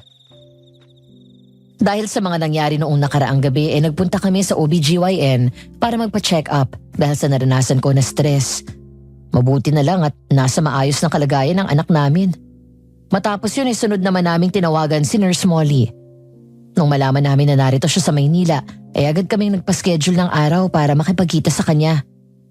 Nasa parking area na kami ng restaurant kung saan kami magkikita. Nang mula pa lang doon sa kotse, nakita namin si Dr. Magno. Nasa loob ng restaurant at kausap ang waiter na mukhang paalis na. Habang may isang bata naman na palaboy ang nasa pinto at nang lilimos. Love, tingnan mo. Nandito din pala si Dr. Magno. Magkasama kaya sila ni Nurse Molly?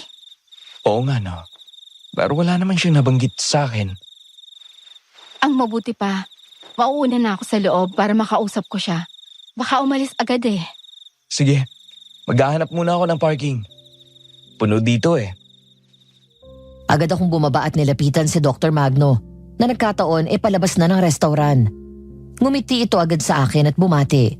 Kitang-kita sa mukha niya ang tuwa na muli akong nakita. Ngunit agad ko napansin na parang may mga sugat ito sa mukha. Para hindi humarang sa pinto ay dinala ko ni Dr. Magno sa likod ng isang sasakyan at bahagyang malayo sa liwanag. Dr. Magno, kumusta po? Nandito ka rin pala. Magkasama ba kayo ni Nurse Molly? Oo. Ang totoo, dalawa kami lumabas dito sa Maynila dahil nag-attend kami ng seminar dito sa Pasay. Ganun po ba? Kayo, anong ginagawa niyo mag-asawa dito? Ayun nga po. Makikipagkita kay Nurse Molly. May pag-uusapan lang po kami. Tungkol ba ito sa aswang? Ikaw! Hindi ko na alam ang sumunod na nangyari matapos yun. Samantala ang mga sandaling yun pababa na ng kotse si Anthony at wala pa rin kaalam-alam sa nangyari sa akin. Paalis na sana siya nang may marinig na malakas na iyak ng isang babae. Bigla daw na alarma ang asawa ko nang makilala ang boses nito. Hinanap niya ito at nakitang nakahandusay sa likod ng kotse at may malalim na saksak sa tiyan. Tulong! Tulungan niyo ako! Nurse Molly? Nurse? Nasaan ka? Anthony! Nandito ako! Nurse Molly? Sino may gawa sa'yo nito?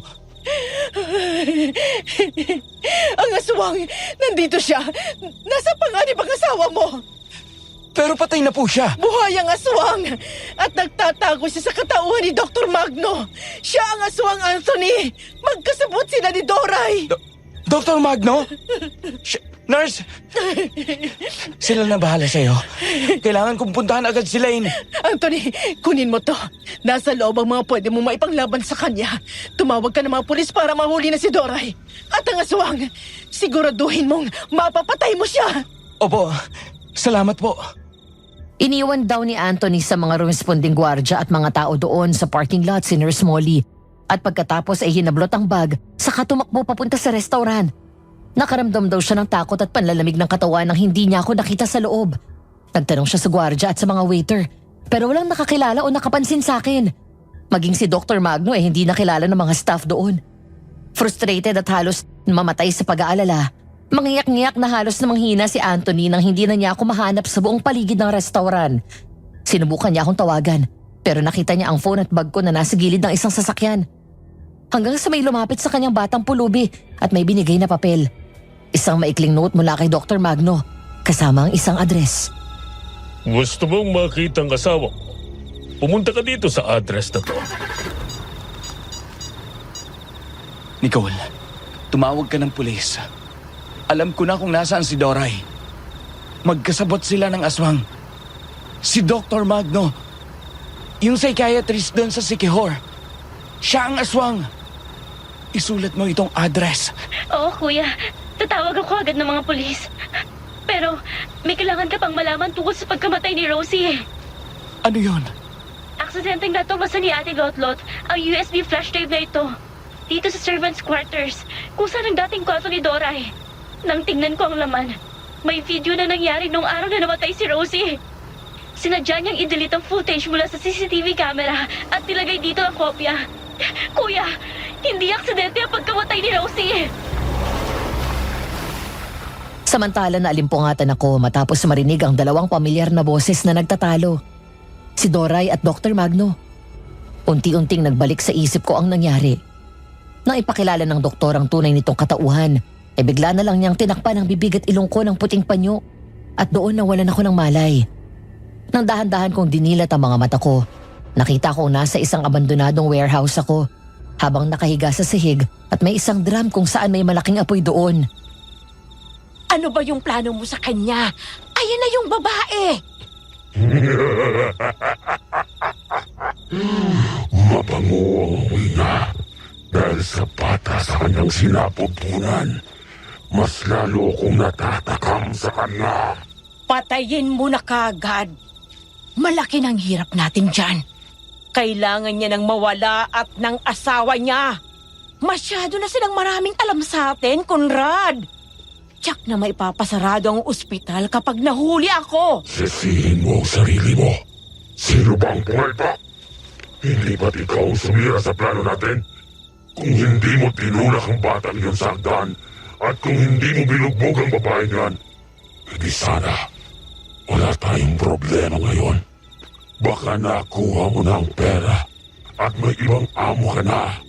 Kailangan kong patayin ng bata dahil nakita niya na kinukuha ko yung pera ni Lane sa kwarto. At nakita ng babaeng niya na pinatay ko ang anak niya. Hindi ka kasi nag-iingat. Doon umagos ang luha ko kasabay ng pagbalik ng alaala ko sa araw na namatay ang anak ko. Isang kasinungalingan. Hindi totoo na naaksidente ako at may nakakita lang sa akin sa daan gaya ng sinabi ni Doray. Ngayon naalala ko na ang lahat.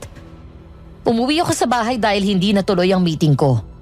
Nang makarating ako sa pinto, kitang-kita ko kung paano na itulak ni Doray si Rosie at nahulog sa matarik naming hagdan. At naroon sa loob ng bahay namin si Dr. Magno. Sumigaw ako dahil sa nasaksihan ko na ikinagulat ng dalawa. Lalapitan ko dapat ang anak ko pero hinabol ako ng dalawa. Bugbog ang inabot ko sa kanila at isang malakas na palo ang naramdaman ko mula sa likod ng ulo ko. Matapos yun, nagising na lang ako sa ospital at wala nang maalala. Doon pinalabas ni Doray na naaksidente ako at nabangga ng sasakyan. Kilam sa mga luha at gaya ng apoy sa loob ng drum na yun. Nagbabaga ang matinding galit ko sa dalawa, lalo na kay Doray. Dahil nakatalikod sa akin ang dalawa, dahan-dahan akong bumangon. At hindi kalayuan sa akin ay may nakita akong patalim.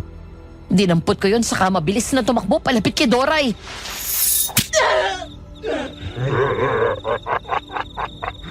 Gising na pala ang aking hapunan. ngayong gabi.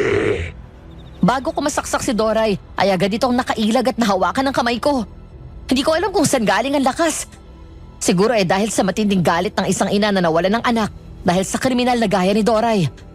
Napahiga siya sa sahig at sinakyan ko sa ibabaw habang nagpapambuno kami sa patalim. Nanginginig ako sa galit habang sa isip ko paulit-ulit ko na siyang pinapatay. Hindi ko sinasadya ang pagkamatay ni Rosie. Napilitan lang akong gawin yon. Napakahayop mo! Pinatay mo ang anak ko! Wala akong intensyon na saktan kayo. Pera lang talagang habol namin. Wala lang kaming mapagpipilian kung hindi ang patayin ka dahil nakita mo kami. Nagawang itapon ni Doray ang patalim na hawak ko, pero agad ko siyang pinagsasampal at sinabunutan. Makailang beses ko pang inuntog ang ulo niya sa semento at wala akong pakialam kung mamatay siya sa mga sandaling yon sa kamay ko. Basta ang tanging nais ko lang ang ipaghiganti ang kamatayan ng anak ko mula sa mga demonyong gaya nila. Napilitan akong lumayo kay Doray nang hilahin ako ng aswang. Pero bago ako tuluyang makalayo, nagawa ko pang sipain ng malakas sa tiyan ang dati naming kasambahay. Mabuti na lang at may mga karton at yun ang sumalo sa akin ng halos ihagis ako ng aswang kung saan humagis ang patalim kanina. Agad akong humawak sa tiyan ko at pasimpleng dinampot yun sa tinago sa likod ko. Tumahimik ka na bago pa ako mapilong sa'yo at mapadali ang kamatayan mo. Nahulog ka na sa bangin. Paano ka pa nabuhay? Aswang ako, Lane. Kaya kong pagalingin ang sarili ko sa oras na nakabalik ako sa bahay ko. Hindi namamatay. Ang katulad ko ng basta-basta lang, lalo na at tinutulungan pa ako ng asawa ko na gumaling. Naturingan kang doktor. Tapos mamamatay tao ka? Ano? Totoong aswang ka ba? O parte yun ng palabas niyo para matakot ako? Hindi ba kayo natatakot sa Diyos sa mga ginagawa niyo? Gusto mong makita? Napaatras ako sa labis na takot nang biglang hilahin ni Dr. Magno ang sariling mukha at hinubad ang kanyang damit. Isang katotohanan ang bumulaga sa akin. Ang balat sa mukha at maging ang kamay nito ay isang realistic na silicone mask. Dahil nakatago sa likod ng pekeng mukha nito at damit nito ay ang katotohanan ng itsura niya. Hindi ito gaya ng karaniwang aswang na nagpapalit ng anyo at nagiging tao sa umaga. Yun na talaga ang itsura niya. At nagsusuot ito ng silicone mask para magmukhang tao sa umaga. Isang klase ng maskara na mukhang totoong balat ng tao at hindi madaling mahalata na peke yun. Diyos! Matagal na kaming hindi naniniwala sa Diyos! Simula nang mabaliw ang mga magulang ko, pati ang mga kapatid ko, at lahat sila ay nagpakamatay. Tumalikod na ako sa kanya, kaya nang sumikap ako at nag-aral ng mabuti hanggang sa maging isang magaling na psychiatrist. Nang makapagpatayo ako ng sarili kong pasilidad, hindi ito napapansin ng mga tao. Walang gustong magtiwala sa akin. Nauubos na ang pera ko dahil binuhos ko lahat sa pagpapagawa ng mental facility ko. At si Dora ay inasawa ko. Namamasukan siyang kasambahay sa mga mayayaman na gaya nyo para magnakaw ng malalaking halaga. Nang hindi sumapat ang perang pinapasok niya, siya ang nagbigay sa akin ng suhestyon na ialay ko ang sarili ko sa Panginoong Lucifer at sumamba sa kanya. At ginawa ko. Makalipas lang ilang linggo ay sunod-sunod ang pagdating ng mga pasyente sa pasilidad ko. Naging matagumpay ang negosyo ko. Dumami ang pera namin. Pero nang sumapit ang kabilugan ng buwan, ay naging ganito na ang itsura ko. At kahit sa umaga, ay hindi na ako bumalik pa sa dati. Pasensya ka na, Ma'am Lane. Wala kaming balak na saktan ka. Ang plano ko ay bigla na lang akong mawawala kapag nakuha ko na ang kailangan kong pera. Pero nakita mo kami, pati ang asawa ko, ang pagkamatay ni Rose talagang wala sa plano. Napamahal na sa akin ang bata, kaya hindi ko siya maaaring saktan. Tumahimik ka! Wala kang karapatang sabihin niya sa anak ko! Hindi mo siya mahal! Dahil pinatay mo siya, hayop ka! Pati ako kinula mo at pinukmukhang baliw! Dinala mo ako sa Sikihor para doon patayin ang asawa mong halimaw! Yung suicide attempt ko, may kinalaman ka rin doon. Di ba? Naalala ko na ang gabing yun. Hindi ko gustong saktan ang sarili ko, pero may puwersang nagtutulak sa akin. Ikaw ba yun? Oo! Kailangan mong mamatay, ma'am. Ginamitan kita ng kulam at naglagay ako ng mga nakakatakot na imahe sa isip mo para mawala ka sa sarili. Aaminin ko na rin. Ang kulam ko rin ang dahilan kaya naburang alaala mo sa nasaksihan mong pagkamatay ni Rosie. Hindi kami pwedeng mahuli, ma'am. Walang pwedeng makaalam ng lihim namin. Hindi kami papayag na masira ang buhay namin. Kaya lahat ng nakakaalam ng ginagawa namin, kailangang mamatay! Kung ganun, nagkamali ka ng pamilyang pinasok dahil handa akong makipagpatayan para sa pamilya ko! Conrad! Patayin mo na siya!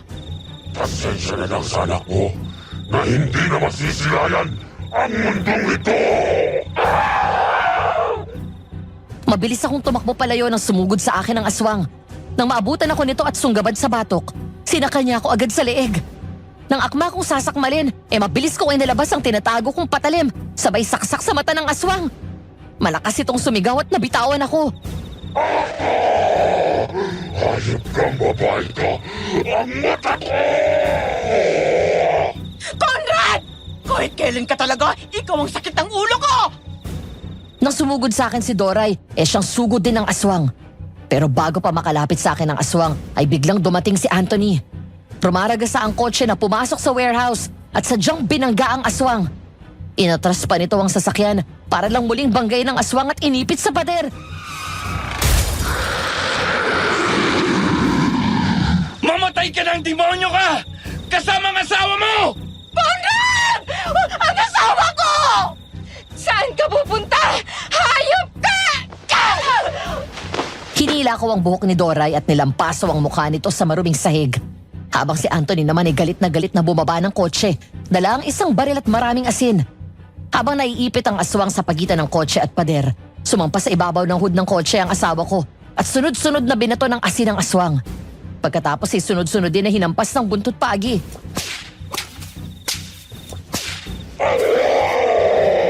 Ipagkakawala ako dito! Tutukutin ko ang lamang loob mo at ipapakain ko sa asawa mo! Pagbabayaran nyo ang pagpatay sa anak ko! Sa pagnanakaw ninyo sa amin at sa ginawa ninyo sa asawa ko! Lumingon sa paligid si Anthony at nakita nito ang isang galon ng gasolina. Kinuha nito yon at binuhos sa aswang. Habang si Doray ay nakikipambuno sa akin ng patalim na nagawa niyang agawin mula sa akin kanina. Nang akma itong tatakbo sa aswang, kinablot ko ito sa buhok at hinila, saka sinakal gamit ang braso ko.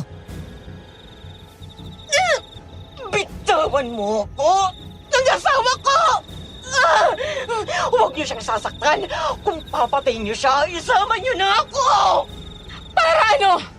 Takasan ng gano'n na lang ang kasalanan mo? Hindi ko ibibigay sa'yo ang pagkakataon na yon! Dapat sa'yo, mabulok sa bilangguan at doon ka unti-unting mamamatay! Doon ka humingi ng tulong sa demonyong ginagawa niyong Diyos! Nawala ng balanse si Anthony nang pilit tinulak ng aswang ang sasakyan. Nang makababa ang asawa ko, ay tuluyang makawala ang aswang. Hinabol siya nito at nagawang sakalin sa leeg. Pero mabilis niyang tinutok ang baril sa tapat ng puso nito. Kasunod ng 3 putok ng baril na umalingaw-ngaw sa lugar na yon, ay bumagsak ang aswang. Kinila ni Anthony palabas ng warehouse ang wala ng buhay na katawan ng aswang. Kasabay ng pagdating ng mga pulis. Conrad! Ang asawa ko! Mga hayop kayo! Papatayin ko kayo! Lalo na ikaw! Nang subukan akong subunutan ni Doray ay mabilis ko na nilayo ang sarili ko sa kanya, sabay sipa ng malakas. Nawala nito ng balanse at natumba sa drum na may malaking apoy. Napasigaw ito ng malakas nang dumikit ang mukha nito at mga kamay sa napakainit na drama at nalapdos ang balat niya. Ramdamin mo ngayon pa lang ang impyerno, Doray! Ganyan na naghihintay sa'yo sa impyerno kasama ang demonyo mong asawa! Ilang taon kang nanilbihan sa amin. Kahit kailan ay hindi ka namin tinrato ng masama. Tinuring ka namin parang pamilya at minahal ka ng anak ko na parang ikalawa niyang ina. Kilala mo na dapat ako. Mabait ako at mukha lang mahina. Pero pagdating sa anak ko at pamilya ko, kaya kong pumatay ng tao! Nandiyan ang mga polis. Hayaan na natin sa kanila si Doray. Boss! Eto ang aswang!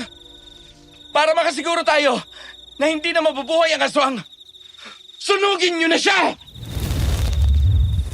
Love, ang baby natin, baka kung napaano na siya. Halika, pumunta tayo ng ospital.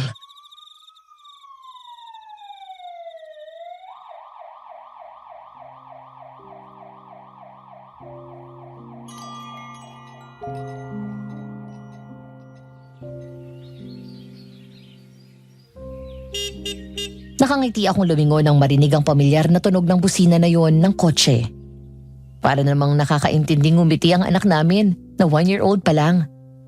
Natawa kami ni Ate Lotlot at Nicole nang bumungis-ngis ito ng tawa na makita ang ama na bumaba ng kotse na pumapalakpak pa. Dada! Nandiyan na si Dada! Hello, my princess. Naku, talaga naman kapag nandiyan na ang daddy niya. Kumusta ang prinsesa ko? Mamaya tayo mag-play, ha? Maliligo lang si Dada, okay? Hi, love. Hi. Kumusta ang meeting mo with the clients? Masakit sa ulo. Stressful. But we closed the deal. Ha? Talaga? Yup. Kaya magsa-celebrate tayo. Ang galing mo naman. Congratulations, love. Ano bang congrats?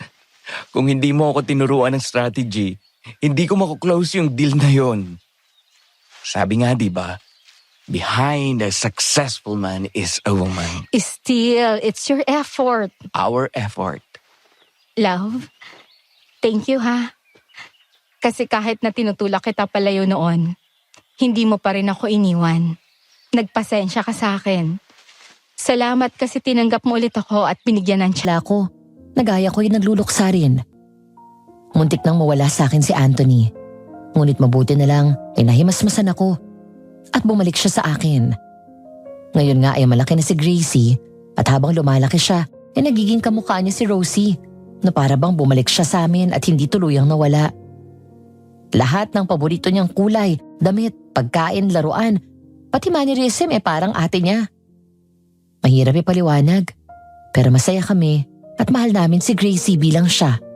At hindi dahil nakikita namin sa kanya ang panganay namin na naunang binawi sa amin ng langit. Samantala, tuluyang nakulong si Doray at mukhang doon natatanda at mamamatay. Dahil bukod sa akin ay may iba pa